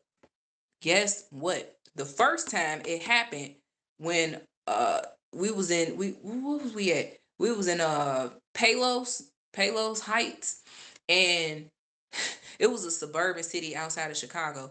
It was an Arabian guy, a young Arabian guy that was cutting us off. He threw coffee at the car and everything, and then he put his gun out the window and act like he was about to shoot us. You know, all because he cut us off and we was honking at him, and then he swerved in front of us and slammed on the brakes and we almost hit his car, you know. Then the second time, it was a white guy, an older white guy, and we were in another suburban area and he also cut us off. These people out here be driving insane, and when you honk at them, they dare you. They dare you to honk. You can't even honk your damn horn at nobody no more. You just gotta swerve around them if you can get around. Cause if you honk at them, that's just motivation enough for them to show them I mean, to show you what they have on them. And this white guy rolled down the window and cocked his pistol back and pointed at us. And I'm like, I pulled out my phone and I tried to start recording his ass as fast as possible, but it was so hard, you know, because I was trying to get his ass on camera so I can show the police. But I know they wasn't gonna do shit anyway. They wasn't gonna do shit. They probably was gonna look at me like, yeah, you should have fucking shot your ass anyway. You know? Let me read the comments. Thomas says your people made it dangerous. Once again, I do not hate. I don't hate my black people. I still love my black folks. But yes, we do have a problem. I have to admit that. We are a lost generation of people. And we need help. We need God. PGA says it is not all bad. I'm sure there is wonderful things about Chicago, from the weather to the restaurants to so much more. Um, yeah, I mean, that's the thing. That's what I'm trying to get people to understand. Chicago is not dangerous to the point where when you walk outside your house, you you might be killed right in front of your doorstep, at any given second. It's not like that. It's like you can maneuver around, you can go places. I'm gonna be honest with you, mind your damn business though. But like I said, unfortunately, it ain't got to a point where if you mind your damn business, you still a problem. So it's like, I just feel like if you don't want to be around Chicago crime and you have a car, go far out in another city and do your shopping. Seriously, that's what me and my husband got to do. Unfortunately, we have to go far out in the burbs to do our shopping, and we can't even shop in our own city. Trust me, we've tried it multiple times. We cannot do it. It's just such a safety risk. Real talk. I mean, literally, just a week ago, my husband and my daughter went to the store in our neighborhood. Went to the store, had to get a few items. And he was on his father daughter shit, like he always is, always taking her with him sometimes, give me a little peace of mind a little bit at times, or all of us just go together. And when he was in there shopping, some white ends ran up in there, all black on, and they robbed the store. Guess what the store did? The managers did. They shut the door and locked it. People were in there. My husband was in there. My daughter was in there. They locked them. Yes, yes. 1 second.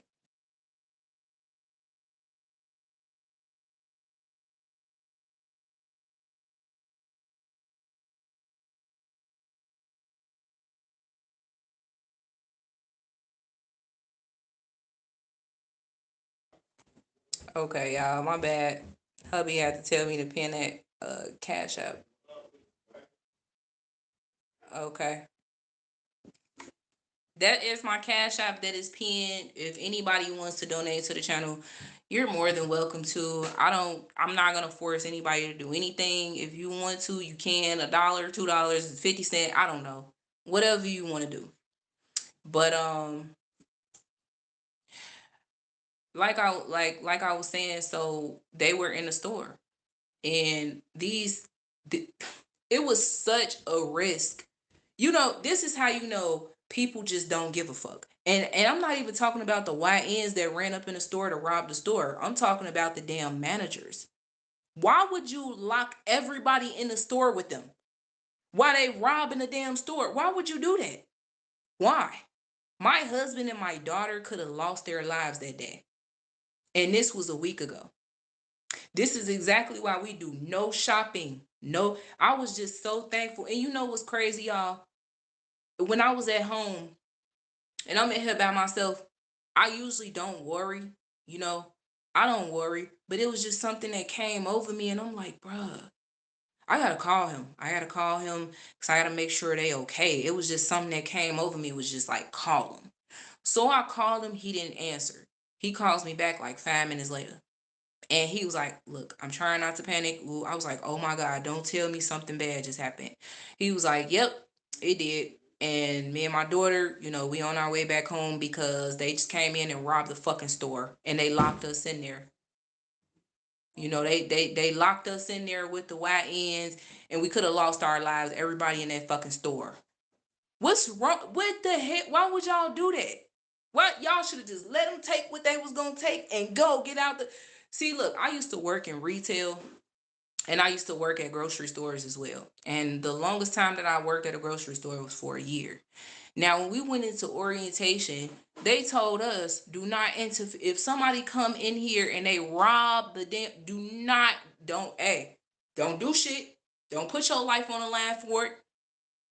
These managers that was in the store put everybody's lives in danger because they wanted to lock the YNs in the store so that the police can come. That was just so dangerous. So that's when I told him, I said, you know what, this is exactly why we do our shopping far out. This is exactly why I cannot do this shit. I can't. And y'all say, oh, Chicago is safe, and it's people around here that literally love shopping in this neighborhood, and I don't get it. I don't see what they love about it. It's I don't like this shit. I appreciate it, Charm. I appreciate it. Thank you, Zeph. Um, it's just it's sick, man. It is so damn. Look at this. He still live.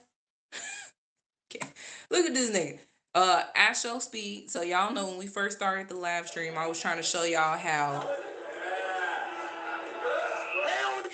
so this content creator, some of you guys may know him, some of y'all may not know him. His name is I Show Speed. He's actually live right now here in Chicago. He's here and they are going insane. They going crazy for him. This man he's in Harold's Chicken, eating some Harold's Chicken. He eating some. Now I ain't gonna lie to y'all, man. Harold's Chicken. Everybody knows about Harold's Chicken, and you got to be from Chicago to really know about Harold's. I know that shit good, ain't it? That shit good, ain't it? Yeah. Look at the fans just sitting in the window watching him eat the chicken. Though. Colonel Sanders stuff over here. That's good stuff. Right here, bro. Right here. What? Bro, what is that? Laugh. That's what I'm saying, bro. Yeah.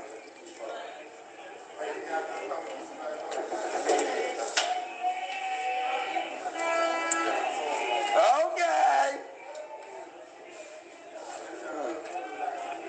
Yeah, bro.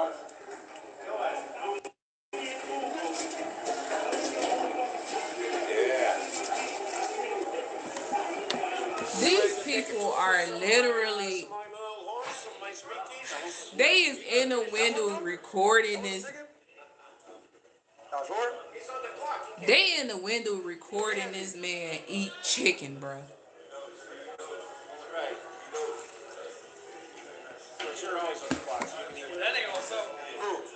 I know.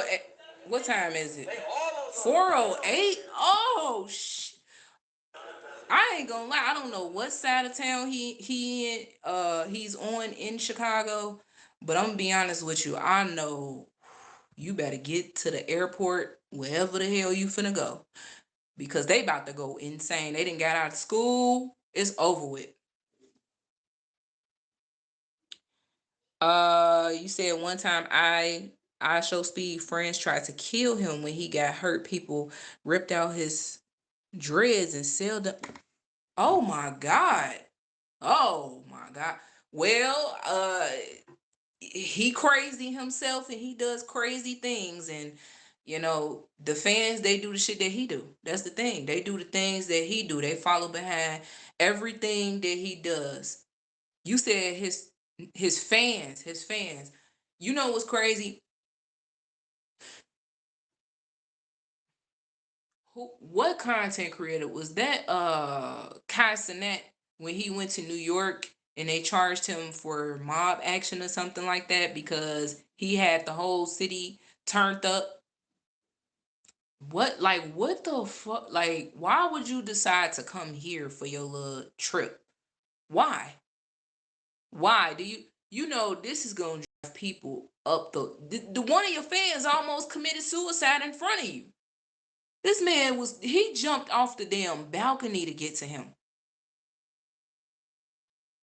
You said his guards carried him out. So when the fuck he gonna learn his lesson? When he gonna learn? He just keep doing the same thing over and over and over, huh? And that chicken just looks so good, y'all. I ain't gonna lie to you. I think I want some now. You said he was in the building because he was hiding from his friends. His friends were all outside waiting for him, and he tried to do the suit and broke his ankle. Lord have mercy. Lord have mercy. Cray says, I thought everything was good there. How? Why? Because Astro Speed is here? Or is it because other content creators come here and they do food reviews and stuff like that? Um, I don't know. Why did you think everything was good here? It's not. Oh, you must be, I guess you probably believe the mayor. Or are you being sarcastic? You know? It's horrible here, honestly. You said that's what our governor said. He's a damn lie.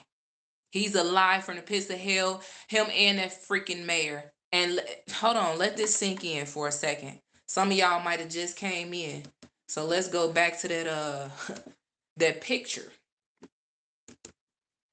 Zoom out and zoom in.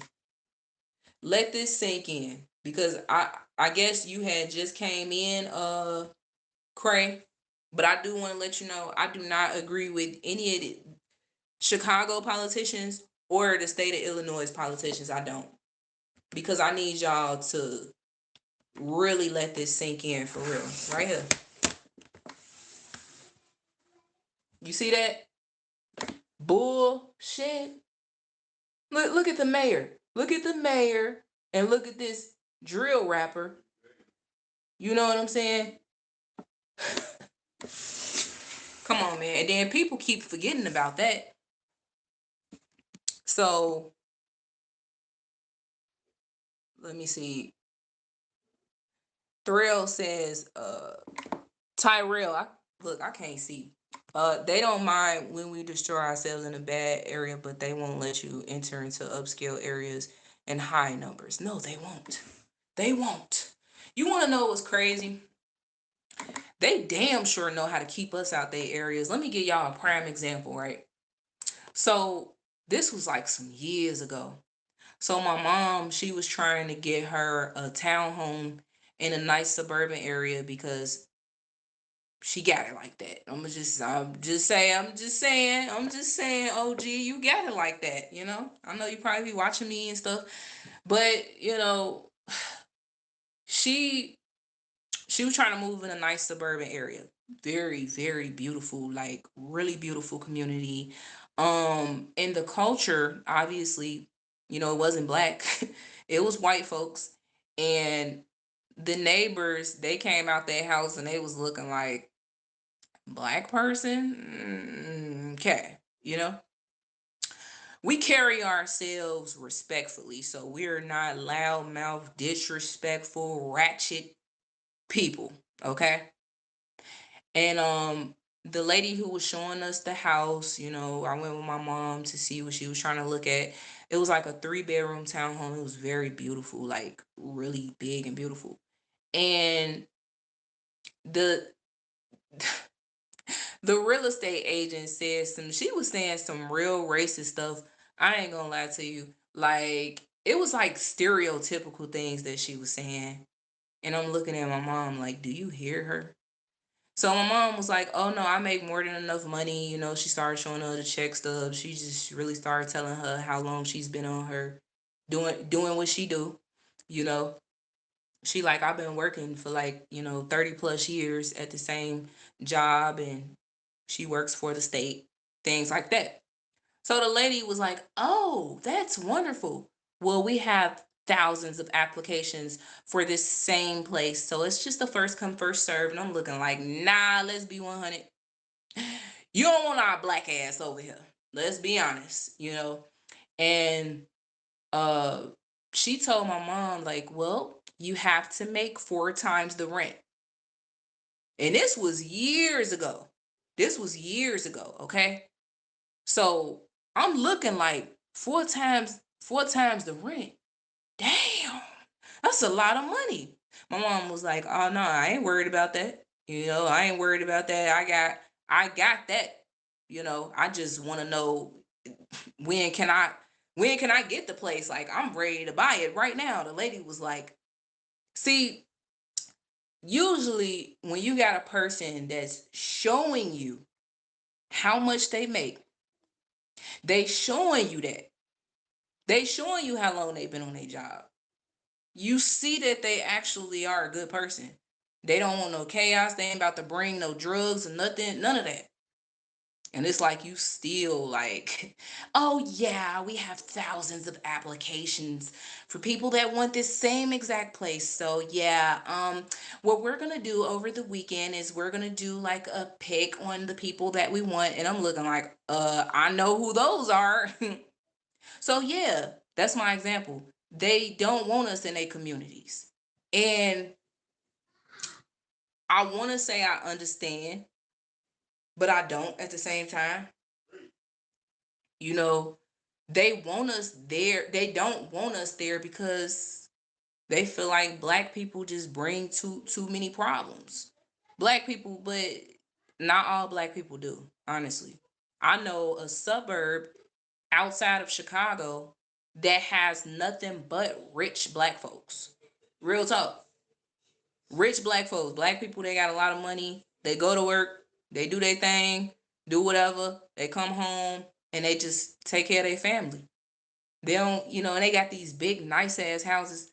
Damn, what city is that? Is it Flossmoor? Flossmoor, I think it's Flossmoor, or it's another one.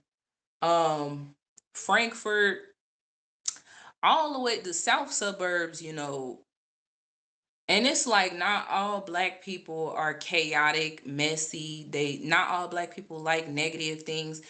Me personally, I'm not a city type of person. I do not like the city life. I don't. I mean, Chicago is beautiful. I just don't like too much chaos. I don't like that. I would rather be somewhere far, far, far off grid. I don't want no neighbors, none. I just want to be in the middle of nowhere. Seriously, I'm not lying to y'all.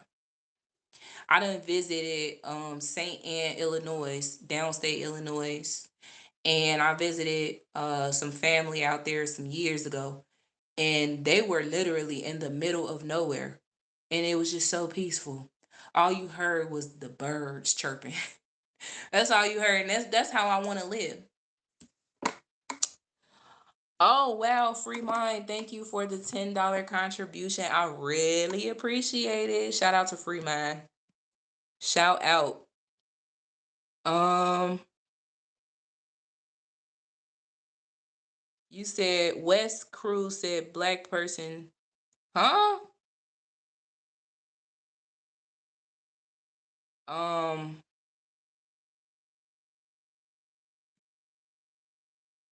let me see. I'm trying to look. The comments moving fast, y'all. Exactly. Tyrell. Tyrell said access to a hospital and a few amenities. Shout out to DJ. DJ, appreciate you for being in here too. Charm says this is why we need to return to our own creator, not Jesus.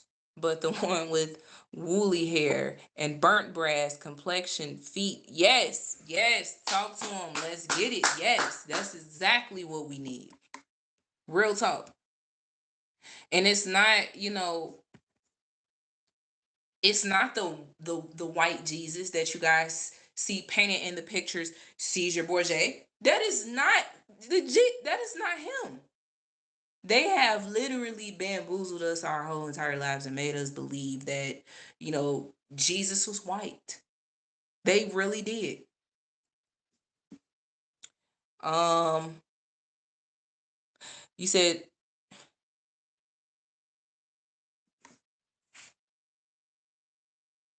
yes. Yes. I ain't even see all these people on here. What's up, no? Y'all, they be really disconnecting my lives. What's up, no one and one? The drawing says, I try not to fault my brothers if they don't know or never been taught at the end of the world. They're still my brothers and sisters. Yes. Yes. I promise you I agree with you because I try my hardest not to either. Because we just lost. We are a lost people. Seriously. Shout out to Stephen Darby. Stephen Darby Ministries, y'all. Go follow him. Go RIP to Stephen Darby. But Stephen Darby, he helped wake me and my husband up out of this matrix. He helped us get out of worldliness. He helped us. He helped us. So let me show y'all, Stephen Darby Ministries. His wife took over the church. Her name is Missy Darby. Shout out to her because she's still keeping it going for her husband. This man, I highly recommend y'all really go binge watch all his videos. Um, when COVID had started in 2020, I didn't know what to do, man. I was just sitting on my phone, just scrolling, cause y'all know we was on lockdown and stuff like that. And I kept scrolling past Stephen Darby Ministries, and I'm like, who is this person? I see a lot of pastors and stuff like that on YouTube, and I just be scrolling past because they don't be talking about shit. They really be misleading the people, and they water down the truth. So I didn't want to hear nothing else from another pastor. Real talk. And then he kept showing up in my algorithm. And something told me, just watch the video. Just watch it. You might agree with something. So that's exactly what I did. I watched the video and I agree with everything that he said. Highly agree. And I'm like, man, I need to see more. Watched more videos. And before you know it, I sent it to my husband. He watched it. And then we both were just like, this man, he don't even, he's not here to see how many lives he has saved. Man, he's dead and gone and still saving lives through his videos that he posted. This had to be one of the most smartest things that he's ever done, that anybody can ever do. Post videos about what you want to teach to the people, you know Stephen Darby Ministries, y'all. Go follow him. Go follow him. RIP to that man. Man, he woke so many people. He even talked about Chicago crime. Now, he passed away in 2017. But he still lives on pretty much because, his videos are here, still here. Man, I'm just so grateful. And also I want another person. I gotta give him his props where it's due, because this guy right here helped wake me and my husband up to the truth as well in regards to holidays, pagan holidays and stuff like that. Y'all go follow this man right here, New Breed Global Truth. New Breed Global Truth. Okay? Y'all go follow him. Go follow those two people. And say Danny TV sent you, if anything. Real talk. And I'm telling you, they helped us gain so much knowledge and stuff like that. Go follow New Breed Global Truth, y'all. Real talk. Cray Mississippi said, I thought Jesus saves. He does. What do you mean? Oh, why you get rid of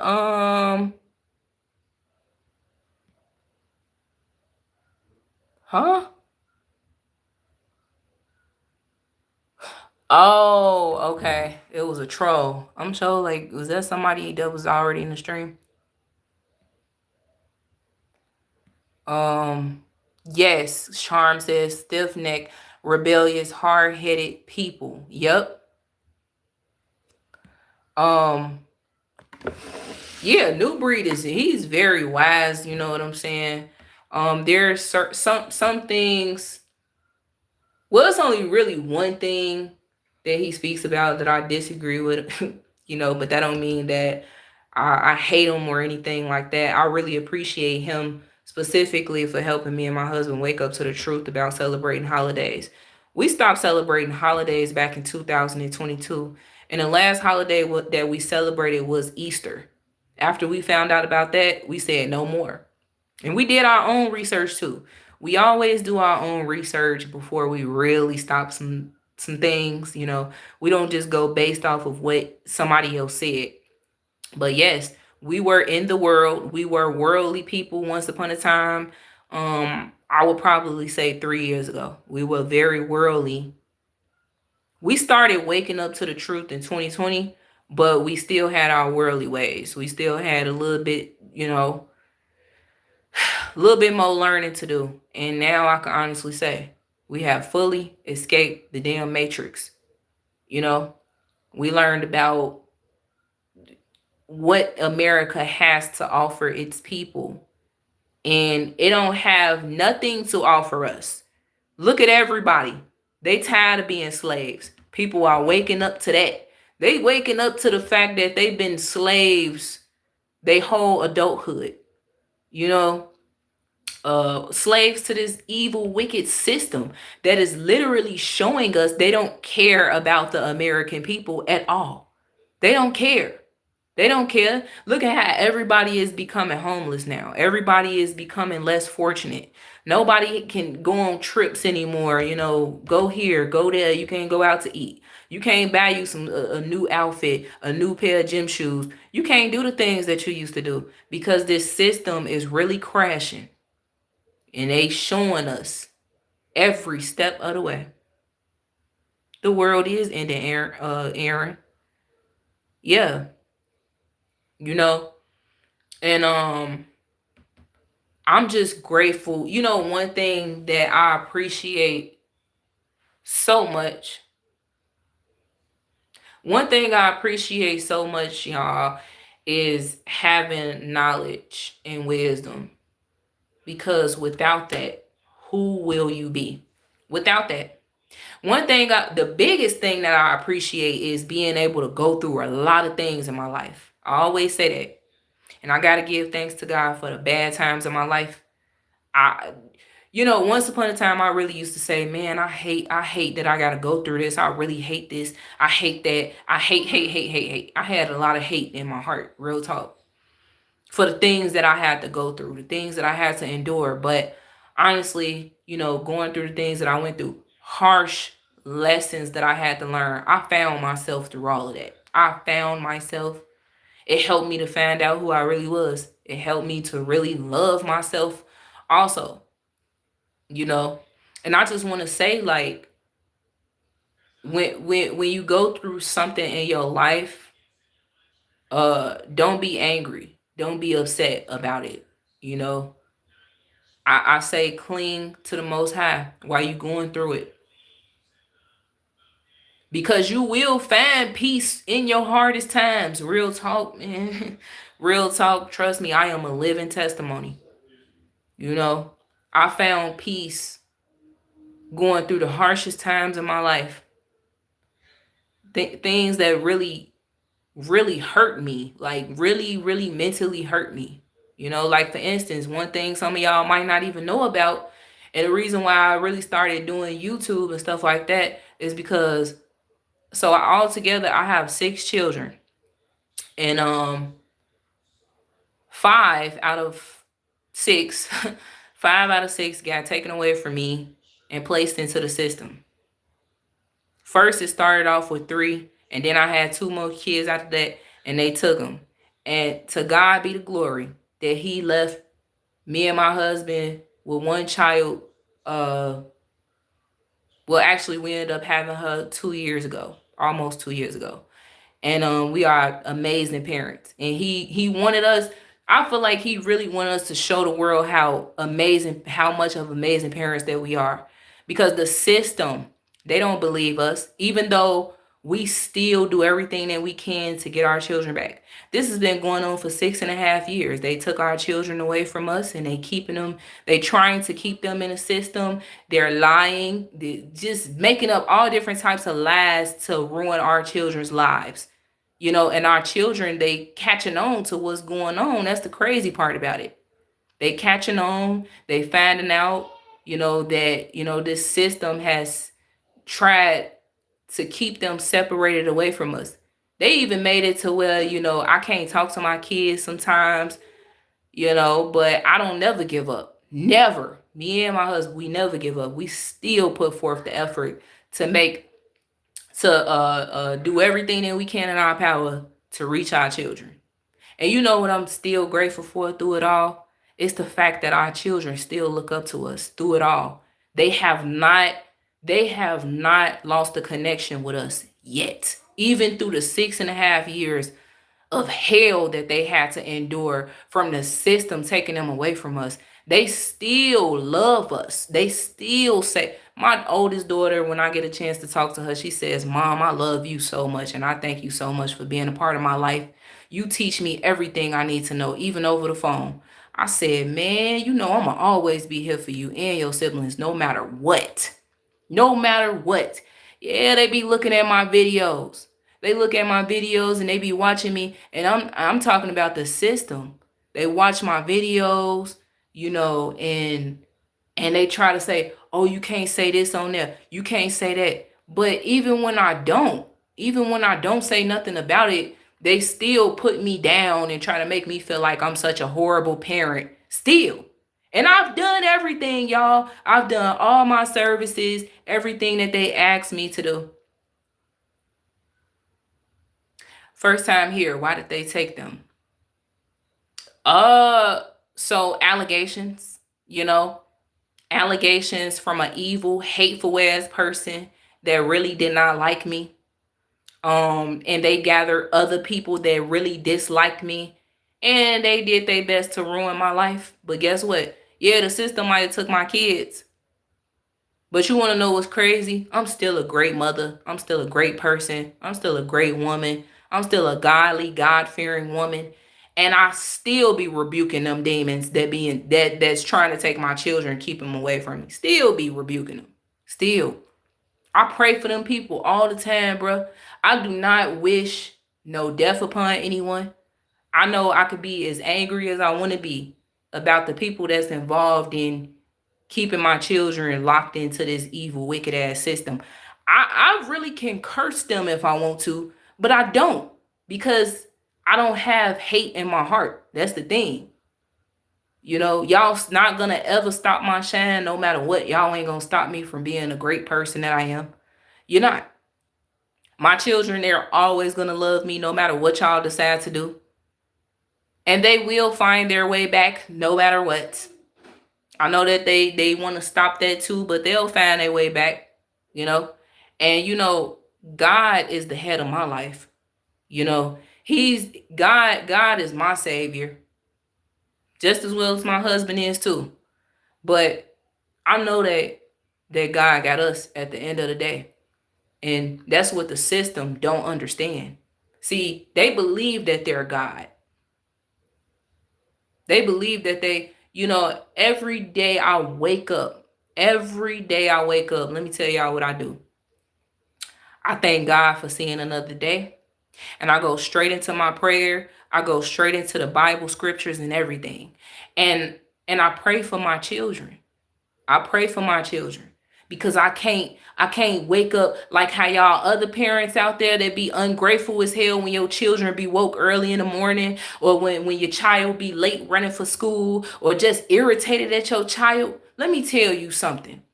You better be grateful that you got your child that you can wake up to every day of your life, because I am one of those parents that wish I could. I'm one of those parents that wish I can wake up and see my children and say, hey, come on, y'all, let's get down here and eat breakfast. And say, okay, today is family day, let's have family fun day. You know, I'm one of those parents that wish that I can have that. And just because of an evil, wicked, hateful person that disliked me, that threw me under the bus, that lied on my name, the system has carried this on in the lies for 6.5 years. And I literally have to prove myself to them all the time. But you want to know what's crazy, y'all? You can never prove yourself to a person that dislike you and that hates you. You can't. It's only so much you can do. All you can do is just pray for them, man. You got to pray for them. You got to, you know. But I mean, it's a lot. It's deep, man. It's a lot, man, with this system and that took my children. I can't go into it legally, but all I can say is y'all never stopped my children from loving us, bro. They made us go 3.5 months straight without talking to our kids, y'all, because they tried to say we were some threats. We were a threat. We never threatened anybody's life. We never said that we was gonna kill somebody, or we never made anybody feel like. Y'all want to know what's so threatening to them about us? It's the fact that we know our rights as biological parents, me and my husband both.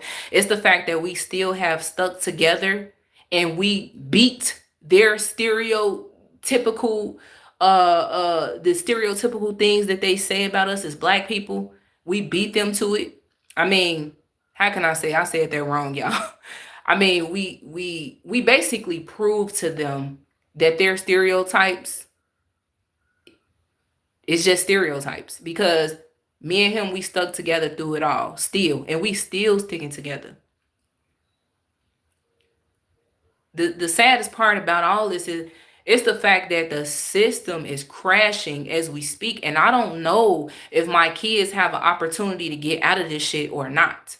So all I do is I pray, and I pray. Real talk. And I pray for the well-being and the safety of my children. And one thing that y'all in the system will not stop is my prayers. Okay? Because I be praying for y'all too.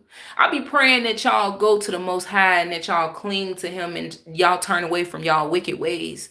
Because y'all are very, you know, you definitely have wicked ways, and you're not doing God's work when you keeping families separated away from one another just because of the lies that you tell out of your mouth, or the way that you feel about us. Because let's be 100, y'all, it didn't got to a point where it's all personal. It's all personal. They feel a way about us personally, and we don't even know them. Like, they just hear rumors about us that's not true, and they grow to hate and dislike us, and they got hate in their heart for us.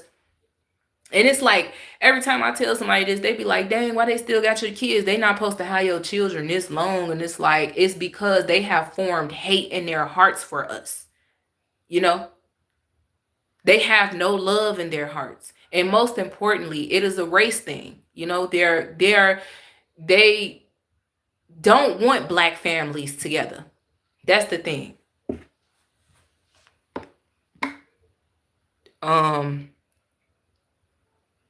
You said especially a system created against. Yeah, this is a system.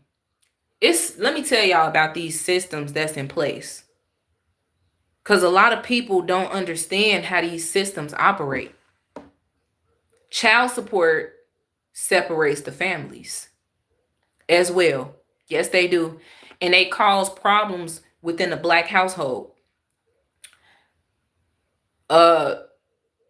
Foods, when you trying to get food stamps and cash assistance because you need that assistance, they want to know who the baby daddy is.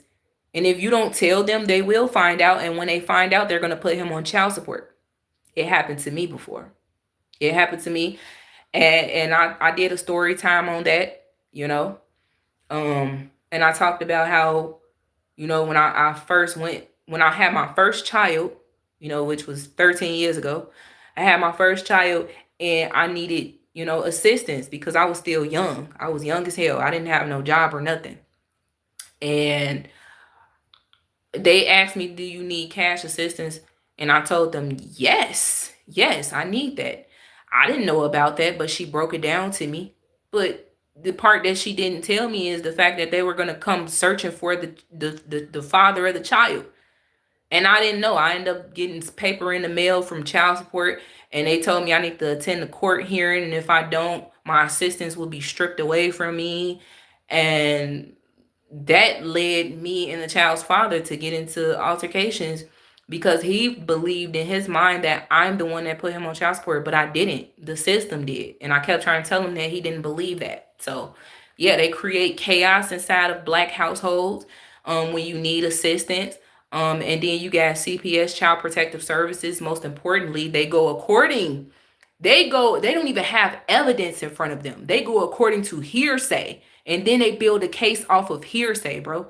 And then they keep your children away from you for years at a time based off of hearsay. They have no evidence whatsoever. And the evidence that they have is weak evidence. It's weak evidence. You want to know why it's weak evidence? Because children fall all the time. They fall, they hurt themselves. Now, at the time, of these allegations, majority of the times, my children was not, they weren't with me all the time because either I was at work or I was with a friend. Unfortunately, this was the younger me, okay? And I learned my lesson. Yeah, so I do appreciate going through this because it helped me to become a much, much, much better parent. I'm not gonna say I was a horrible ass parent because I still was a good mother to my children. It's just the fact that, I was young and I still wanted to like do the little partying thing, and I was still chasing the bag, getting money and going to work constantly. When I say chasing the bag, I was steady going to work, because I had three children and I was a single mother at the same time. So, you know, um, and eventually it got to a point where they ended up in the system for allegations. And then as I was moving on with my life, I then met a longtime friend, which was my husband now. But we got in contact with each other and fell in love and had two children who got snatched away from us as well. And they snatched them away for no apparent reason. They tried to say, "Oh, it's because you got three kids in the system, so we got to take these two as well." And it was very hurtful. Like, that was very hurtful because you know what I'm saying? They ain't deserve that. And now they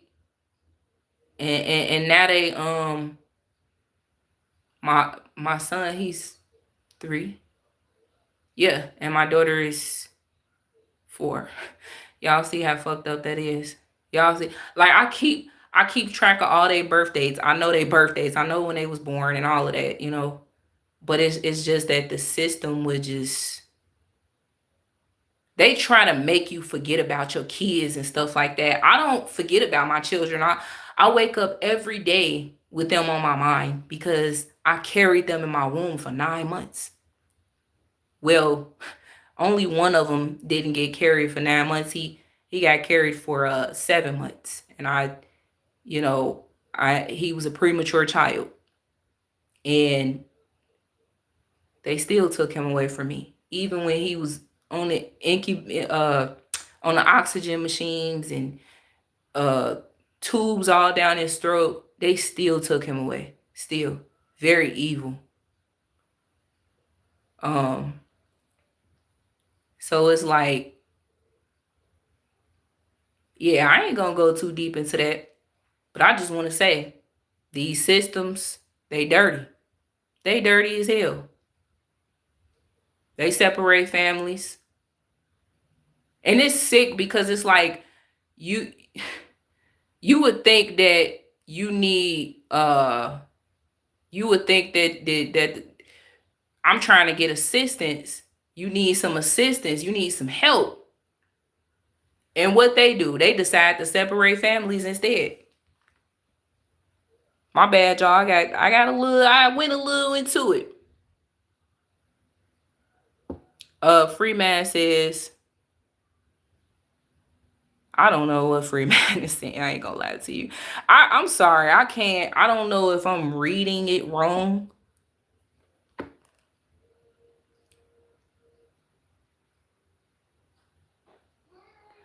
Uh, yeah, Charm says they have hell to pay. Yeah. I mean,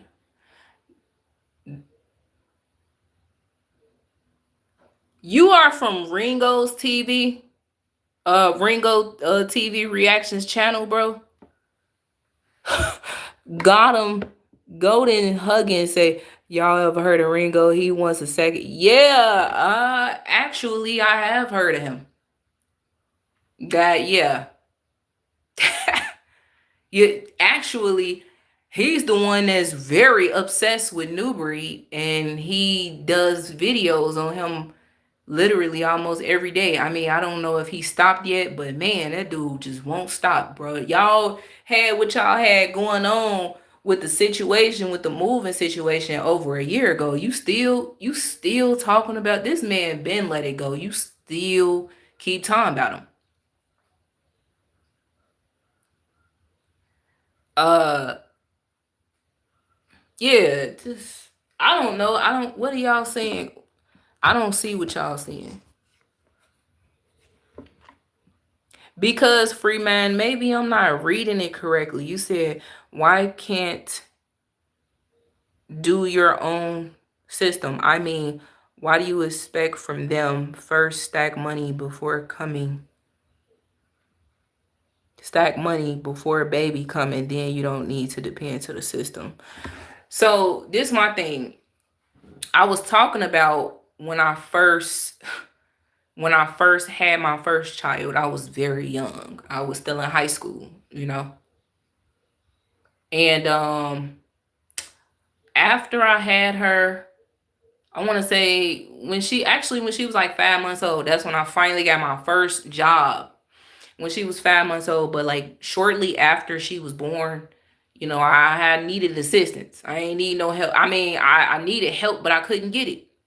I needed help from family and stuff like that, who claimed that they was gonna be there to support me through it all, but I didn't get that help. So unfortunately, I had to run to the system. And then I finally ended up picking up a job, and I was able to provide for my child.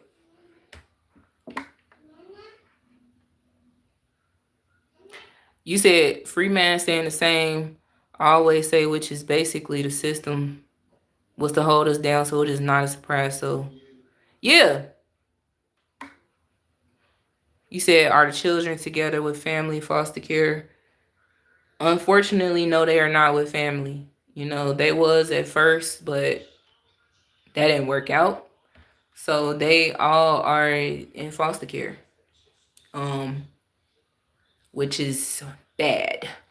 I would have definitely preferred for a family to get them, because I would have been able to be a lot more closer to them. But it's even worse when the system puts your children in foster care and they separate them in different foster homes, and they don't have an opportunity to be around each other as siblings every day. At first they were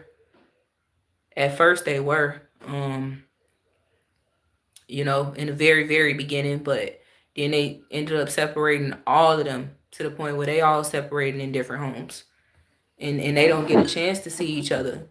That's not normal. Siblings should be around each other all the time. And you know what's even worse? It's so crazy because, like, how the hell do you think? Never mind, y'all. I ain't finna go into that. Cause my husband trying to stop me. Cause he know I will go in about that shit for the rest of the live. You said their question is suspicious than a mug. Look, I'm gonna be honest with you. If the system is watching me like they always do, cause let me tell you something. Even when I'm not talking about my situation online, they still think I'm a horrible person. Even when I do the right thing, they still think I'm bad. I'm a bad mother. I'm a bad person. Even when I'm not talking about it, I'm talking about it to them. You know what I'm saying? So it's like it is what it is. It's like, it to be honest, it's like damn if you do and damn if you don't. With these people, they're always gonna be watching me, no matter what, man. Like I'm really tired of not being able to talk about it, because the more that it goes unnoticed, the more people don't understand what these systems is really about. These systems is not here to help us. They ain't here to really keep families together. They here to separate the families, man. So that is why I do have some sort of sympathy. I'm not gonna say some sort. I actually do have sympathy for those families that are being snatched away by ICE. I do. Because if you want them to go back to their countries and stuff, just make sure they get back to their country safely. Or if it's a crime, charge them with a crime. But why are you like, I don't know. I mean, I don't know. I don't want to say charging you. I don't want to be like that. But it's like, why are you separating, snatching the fathers away from their children, and, snatching the moms away from their children and stuff like that, and locking them and putting them in these camps and stuff like that, and feeding them like dogs and treating them like animals and stuff. That's just wrong. Honestly, I don't agree with that. That part, I don't agree with. Now, like I said yesterday, if they want to come here to America, I thought America was a free country. Why they kept saying that then? So if America is not a free country, maybe y'all need to really have some laws set into place and show these people, hey, you can't come over here and stay, and hide and stuff like that, and have fake identity and all of that, whatever. But I mean, America is a fucked up country. Let's be honest. It is a messed up country. And I feel like if these immigrants want to come over here and live, it is what it is. I mean, this country is going, it's trash anyway. It's trash anyway. It's falling apart into pieces. Every piece of the system. It's just horrible, bro. They live better in other countries over there than we do over here. Look at how divided we are as a people. Look at how separated and segregated this damn country is. You know? So it's like, and this no disrespect towards our situation, hubby. Real talk, but it's like, I honestly, I done got to a point where I don't give a damn no more, man. I'm tired of them trying to come on my YouTube channel and tell me what not to talk about and what to talk about. Let's talk about it. Y'all are in y'all feelings. Y'all need help from God. And y'all want to keep my family separated just because of the way that y'all feel about us, about me and my husband. We didn't even do anything to anybody, y'all. We didn't cuss anybody out. We didn't call them out their names. We didn't put our hands on them. We didn't threaten to put our hands on them. They just really dislike that we are trying to expose the system. They really dislike that we want our children back. They really dislike that we fight so hard for our children. They really dislike the fact that we found out how the system really operates and that it is a full circle. R.I.P. Nancy Schaefer. I actually want to play a video for y'all because she exposed the system, and I heard that they killed her after she exposed the system. She exposed Child Protective Services. And I need y'all to understand that Child Protective Services, DCFS, CPS, is corrupt. They are a very corrupt system. Very corrupt. They keep families separated, and they hate you. They hate you.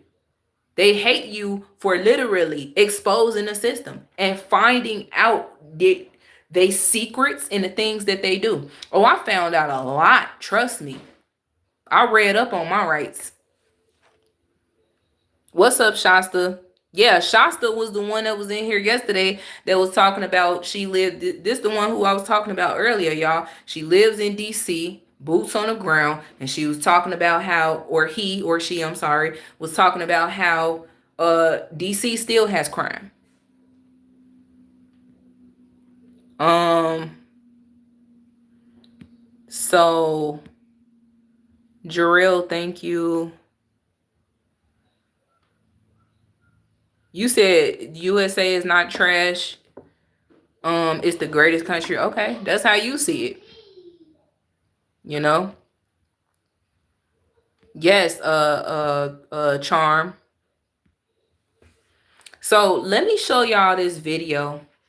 Hopefully y'all stay for the full 9 minutes of this video, because I know some people just, they got short attention spans. I want y'all to pay attention to what Senator Nancy Schaefer has to say about DCFS, or Child Protective Services, or whatever you want to call them in your state. They are a very, very, very corrupt system. I'm telling you. And I hate that my children are there. I hate that my children are trapped in that system. And I just pray to God that they get up out of this. Real talk. Because you know what? I'm going to shut my trap and I'm going to let y'all listen. Nancy Schaefer, she is a Georgia state senator, and she exposed the system. I actually have a video of it on my YouTube channel as well. So thank you, dear Phyllis, and thank you to all of you. I have served in the Georgia State Senate for 4 years. One of my greatest pleasures, other than my sonogram bill, was getting the resolution passed to stop the North American Union. I just want to pause it to let y'all know this is Senator Nancy Schaefer. She's passed away back in 2010, I believe, but she exposed the system, Child Protective Services, or DCFS. Currently, I have 5 children that is trapped in DCFS, and we trying to get them out. We've been trying to get them out for the last 6.5 years. They're making it so hard, but I want y'all to see why they're making it extremely hard. She exposed it. She exposed it all.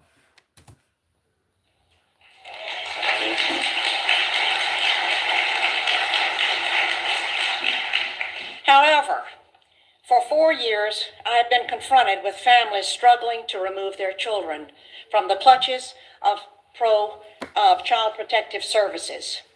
I wrote a scathing report last year on the corruption in Child Protective Services, and an update and copies are out on the table. During the last session of the Georgia General Assembly, I introduced Senate Bill 415 relating to juvenile proceedings, and copies of that bill are attached to the report on the tables. The Bill 415 called for the time allotted for the Department of Human Resources to provide emergency care to a child without a court order to be reduced from 7 days to 72 hours. It required a court order to enter the residence of a parent or guardian to seize a child. It called for family court to be open to the public. Confidentiality and secrecy in family court protects the wrong people. It provided that immunity in the system shall not extend to the seizures of children that are found to be in violation, nor to the administration of medication to a child over the objection of the parent or custodian, and it provided the state from applying for obtaining, receiving, or accepting adoption incentive payments under the Federal Adoption and Safe Families Act of 1997. The Department of Child Protective Services has become a protected empire built on taking children and separating families. This is not to say that there are not those children who do need to be removed from wretched situations and need protection. However, my report is concerned with the children and parents caught up in legal kidnapping. Having worked with probably 300 cases statewide and hundreds across the country, and in nearly every state, I am convinced there is no accountability in Child Protective Services. I have come to several conclusions. 2 or 3 are: 1, that poor parents, not always, but oftentimes, are targeted to lose their children because they do not have the wherewithal to hire an attorney and fight the system. That caseworkers and social workers are very often guilty of fraud. They withhold and destroy evidence. They fabricate evidence, and they seek to terminate parental rights unnecessarily. That the separation of families and the snatching of children is growing as the business grows because state and local governments have grown accustomed to having these taxpayer dollars to balance their ever-growing budgets. That the bureaucracy is huge. Look at who is getting paid. State employees, attorneys, court investigators, guardian ad litems, court personnel and judges. There are psychologists, therapists, psychiatrists, counselors, foster parents, adoptive parents, and on and on. All are looking to the children in state custody to provide job security. That the Adoption and the Safe Families Act, set in motion first in 1974 by Walter Mondale and later in 1997 by President Bill Clinton, offered cash bonuses to the states for every child they adopted out of foster care. In order to receive the adoption incentive bonuses, local child protective services would need more children. They must have merchandise that sells, and they must have plenty so the buyer can choose. Some counties often offer $4,000 to $6,000 bonus for each child adopted out to strangers, and an additional $2,000 for a special needs child. Employees work to keep the federal dollars flowing. But that is only the beginning figure in the formula in which each bonus is multiplied by the percentage that the state has managed to exceed its baseline adoption number. Therefore, states and local communities work hard to reach their goals for increased numbers of adoptions for children in foster care. As you can see, this program is offered from the very top and is run by Health and Human Resources. This is why victims in Child Protective Services get no help from their legislators. It explains why my bill, Senate 415, suffered such defeat in the Judicial Committee, and why I was cut off at every juncture, and why I was defeated myself last month for my re-election by another Republican. That tax dollars are being used to keep this gigantic system afloat.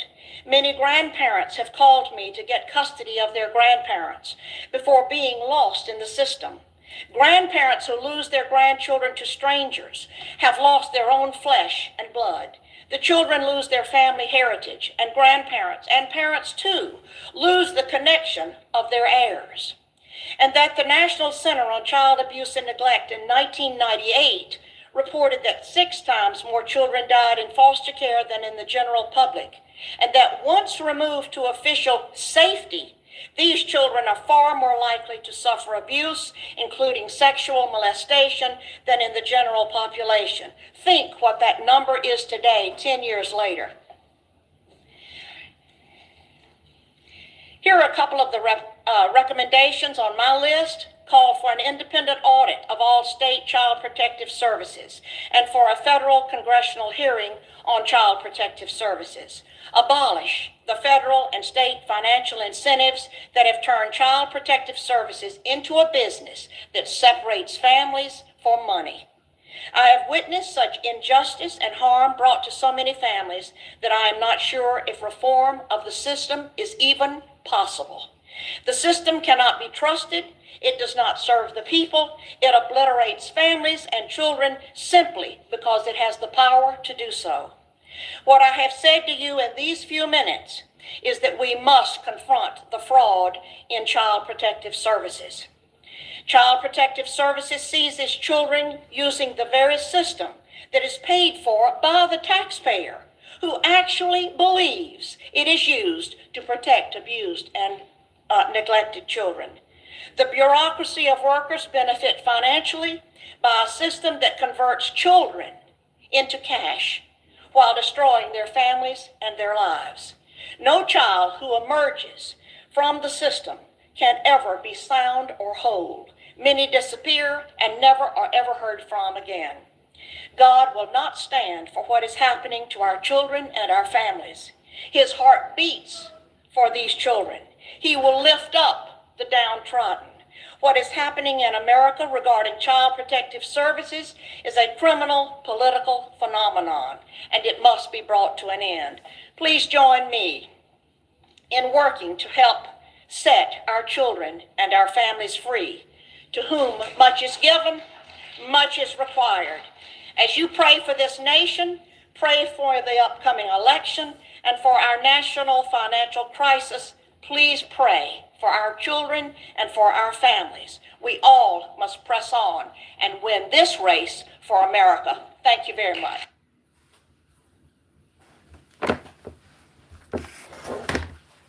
So y'all seen that, right?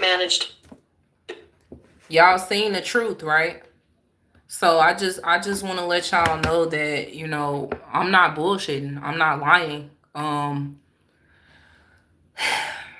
Nancy Schaefer said a lot. She said a lot. And what she said is not a lie. What she said is the truth. You know, I had a few people that came on my live streams, or they came in my comment sections of my videos, and they said that I am a racist and that I like to stir up chaos, and create race wars and stuff like that. Yeah, people had told me that before. But if I was a racist, why would I agree with anything coming from a white woman? Make that make sense.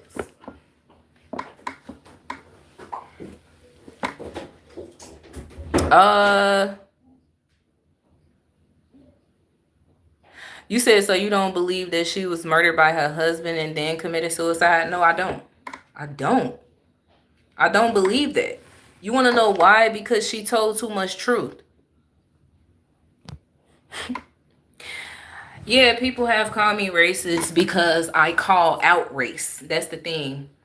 You know, when I've in the past, like years ago, I've made videos about racism in Chicago and stuff like that, and how me and my husband be getting treated by some of these racist ass other cultures and stuff like that, and then people would just call me racist, and I'm like, how the hell am I racist? 76. How the hell am I racist? Because I'm calling out racism. You know, you said she's been dead for 15 years. Yeah. And in those 15 years of her being dead, now that I, you know, saw the truth about this corrupt ass system, I believe that she was murdered. You know, I believe that they killed her. Seriously. Charm says, I would love to get on here with you. It's crazy you said that, because earlier I was actually thinking about doing a live stream and inviting people on to talk about the crime in Chicago and just talk about crime in their cities and how they feel about, you know, Trump deploying the National Guards to their cities. So I think my next live stream, I'm definitely gonna do that. I would like to invite people on if they want to, if they want to come on here.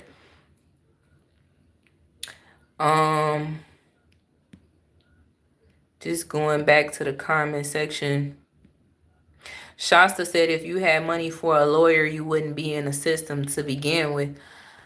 I'm gonna be honest, you know, I'm gonna be honest with you, Shasta. I had a private attorney in the very beginning. In the very beginning, I had a private attorney for the first 2 years, but he ran. You want to know why he ran? Because he was afraid of this system. Y'all got to understand something. These paid attorneys, they be scared too. They are afraid. I heard that Child Protective Services is one of the biggest. They are one of the biggest gangs. Like, when it comes down to the system, they are one of the biggest gangs. I mean, and I'm gonna tell you how. Because it's so many other systems that is linked to CPS. Like, for instance, you got Department of Human Services, the police department, the school system, the hospitals, the doctor's offices, these therapists and psychologists, you heard them, family members too. I mean, it is just one big full circle. Even the mayor, even the governor, even these senators, I'm telling you, they are all linked to this. They all linked to Child Protective Services. And they all are in on this shit. This is why it be so hard to get these children up out the system, because it's like a full circle. And then y'all don't even understand, even when you go to the highest courts, the federal courts is in on it too. You heard her. It's all linked. It is just a big, I'm gonna just call a spade a spade. Child trafficking. This is child trafficking at its finest. And these politicians are the ones that are trafficking these children into the system. These politicians are keeping the children there for money. And then you got these corrupt ass hospitals and doctors' offices. You know, y'all wouldn't even believe me when if I tell y'all this situation went far.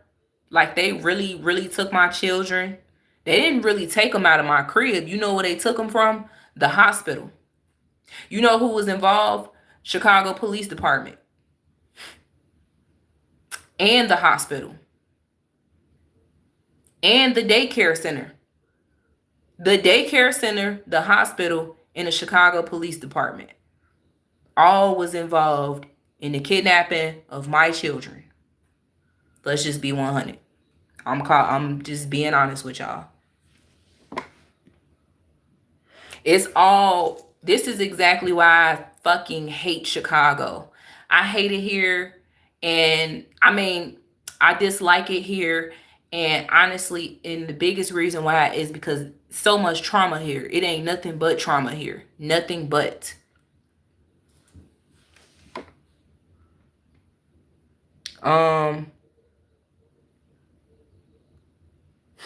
Exactly. Exactly. They voted because the mayor was black. And y'all know what? I don't know what sermon that is. That was from Stephen Darby. But he told it. He told it before he passed away. He said, anytime it gets to a point in a system where there's black officials, black politicians and stuff like that, oh, you know we in the end times. You know we in the end times. And I didn't understand what he meant by that. Because it's crazy. At the time that I was listening to that, it wasn't many black politicians at all. And now it's a lot of them. It's a lot of black mayors. You got black governors. You got black senators. You know, I mean, they taking over now. But they just as corrupt. That's the crazy part. Craig says, do the majority of residents in Chicago want the president's help? Yes, they actually do. They do. See, at first, I was like, nah, he's lying. Ain't nobody out here saying that. But you know what? They really are. Because me and my husband both, we went around asking people that live in the hood, are you okay with the National Guards coming here? Because Trump's supposed to be deploying them. They said, yes, bring them. We need them. And I was like, dang, I thought he was wrong. No, the nigga wasn't lying. Now, the part that he was lying about, I'm going to be honest with you, was when he said, I don't know if he was trolling or whatnot, but Trump said that the black women here are wearing the red hats. That was hilarious. I was busting up laughing. It's not true. They not wearing red hats, but yes, they are saying that they need the National Guards here. Yes.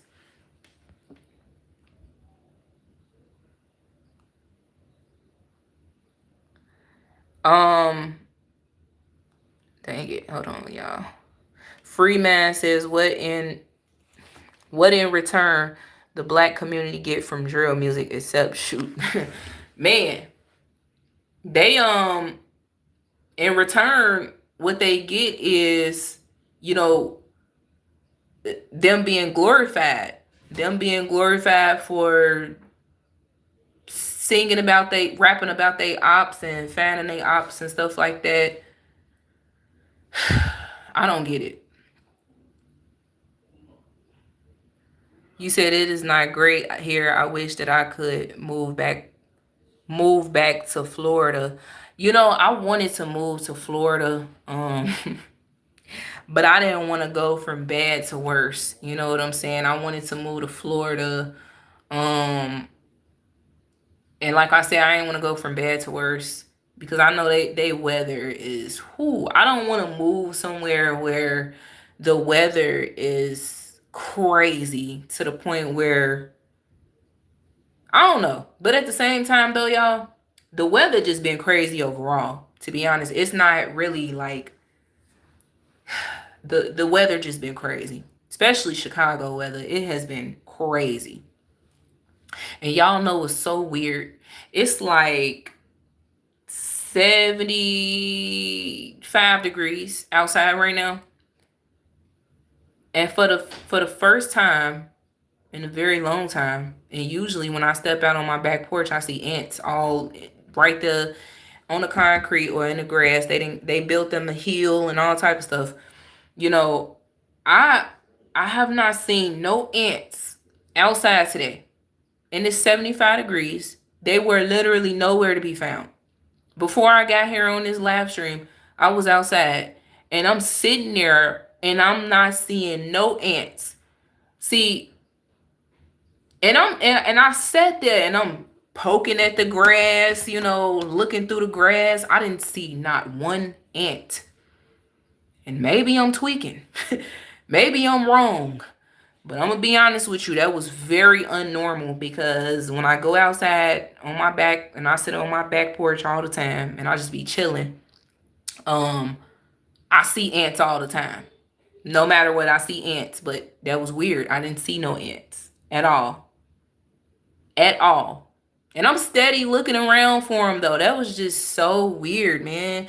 And it's like y'all know, see, we see the signs in the weather with the insects, with bugs, with the animals. Those are the first signs, real talk. And I just found it extremely unnormal to not see no ants outside 75 degrees. Just, yeah. Um,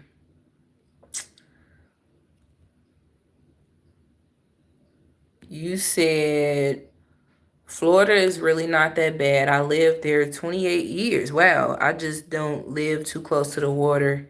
Oh, okay. Okay, okay. I get it. Yeah, I was definitely thinking about moving to Florida.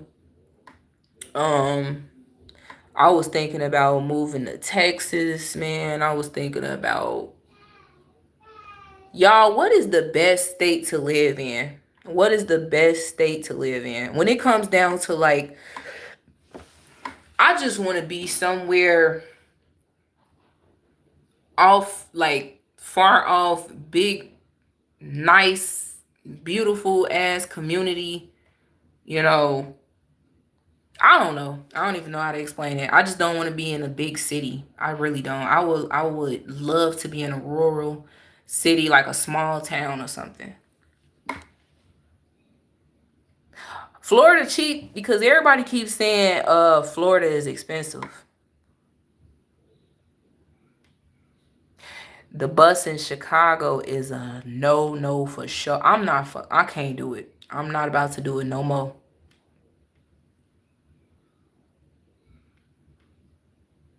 Um, yeah, I do. I want to go off the grid, man. I really do. I just this city life is not for me. I cannot do it no more. I ain't gonna lie to you. Can't do it. So yeah, I have been definitely looking at other places and stuff like that. I have lived outside of Chicago before.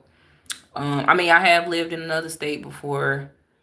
I've lived in Wisconsin, and I'm talking far up in Wisconsin, like close to Minnesota. Like the way up there in Wisconsin. I've lived in Iowa before. I've lived in yeah, I've been to Texas before a few times. I've been to West Virginia. I've been to Washington, not Washington D.C., but Washington. Um, yep. Uh, Shasta says I was living in New York. You want to talk about signs from God? I was living in New York, and one day I told Dre I want to see my parents, so I left and came here. 2 weeks later, my mom died, and I promised I'd take care of my dad and sis. Oh, I'm sorry to hear that. Um, are you wait, Shasta? You in Chicago or DC? You said if you move.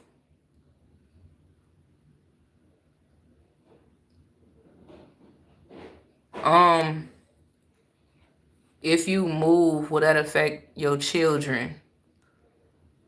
No, absolutely not. You know what affects my children every day when they gotta wake up inside somebody else's house or inside of a facility and not see their mom and their dad?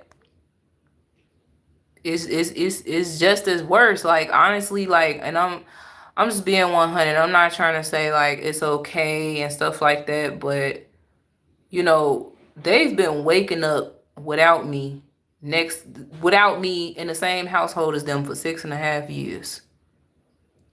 I'm gonna always stay connected with my children no matter what and still be fighting for them.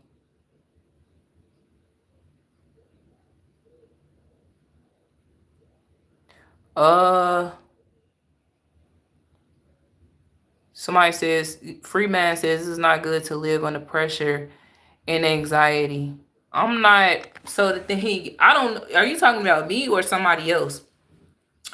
So I would love to leave. This is what I've been wanting to do. I would love to leave whenever I have the opportunity. Whenever the opportunity presents itself, I would actually love to leave. And I feel like it would be a lot more peaceful, a lot less chaotic, because it is just Chicago is it's too chaotic here now, especially being that we are getting like nationwide attention, and you got Astro Speed out here. You got all these different content creators and streamers coming out here, and all eyes is on us at this point. Trump, it ain't even just Trump. You got these extremely rich uh artists. Like I remember Chris Brown had just left from out here some days ago. Um, I'm steady seeing different people steady coming out here on tour. It's steady. It's bringing more and more and more attention. You know, it's just too much going on. You got beef going on. Little kids in the midst of it all. They don't give a damn. These bullets ain't got no names on it. I don't want to be in the midst of it. I just don't. I'm one of those people. I actually, the last time I've lived out of state was over 8 years ago. You know, why did I come back? Not thinking straight. Not thinking straight. It was a lot going on at that time too. It was a lot going on. Family steady telling me, just come on back, we got you. And they showed me they didn't actually. And when I came back, I felt like I had made the worst decision of my life. Seriously, when I came back to Chicago, because where I was at, I was loving it. I was loving it, but it was still a lot going on, in my life. And when my family found out about it, they told me to come here to Chicago, come back to Chicago. When I came back, and I made a horrible decision, because just because they're family, they don't mean that they really there for you just because they your family. That's just a label. Family is just a label. They say blood is thicker than water, and it's really not. yeah, we finding out every day more truth about who we are and where we came from. Facts.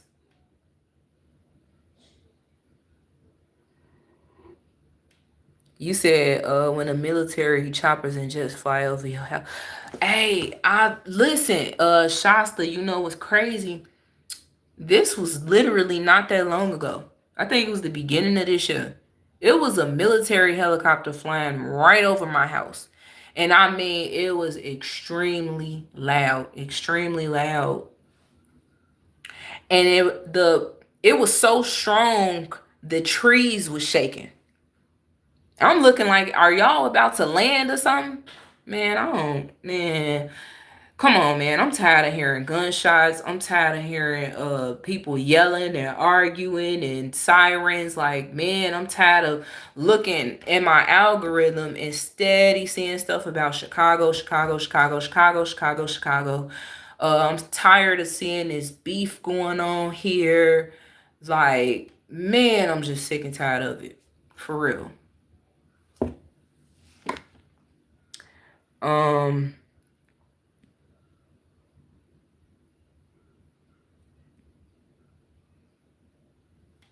yeah. Yep. So, man, I hate to leave y'all, but I gotta go. Gotta get the hell up out of here. I appreciate everybody for being in the stream. I thank y'all for the support.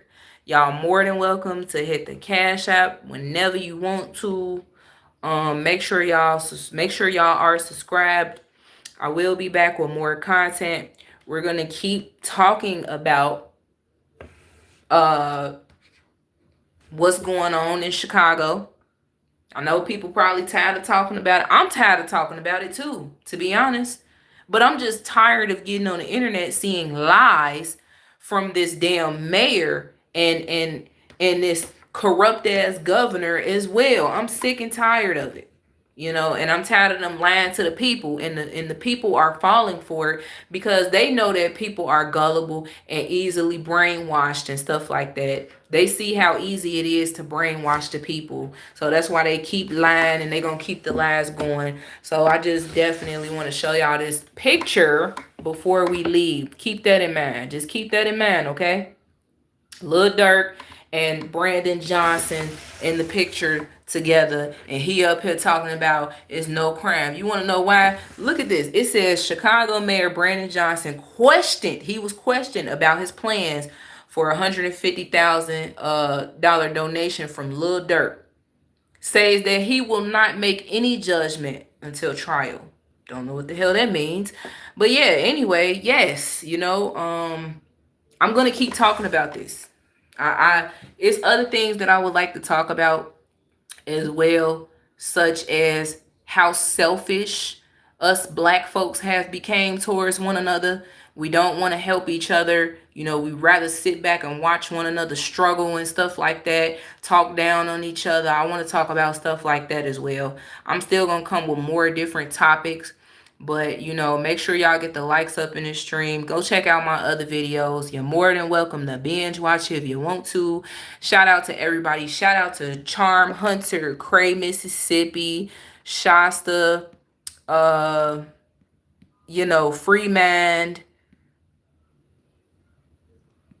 Ooh, it's so many people. I can't even shout them out. I appreciate y'all for staying tuned in this live for 3 hours. Man, 3 hours y'all had me talking. But anyway, make sure y'all stay tuned for more videos. Cray, Mississippi, I don't know who you really are. I'm really hoping that you're not somebody from the system. But if you is, thank you for watching. Thank you for showing how yeah, never mind. But anyway, this is no disrespect towards Cray, Mississippi. Appreciate your love. Y'all get the likes up. Make sure y'all share this live stream to everybody else out there that really believe that Chicago does not have a high crime rate. And make sure y'all also pull up this picture of Mayor Brandon Johnson posed with Lil Durk to show people that he's not who he say he is. Nevertheless, wake them folks up.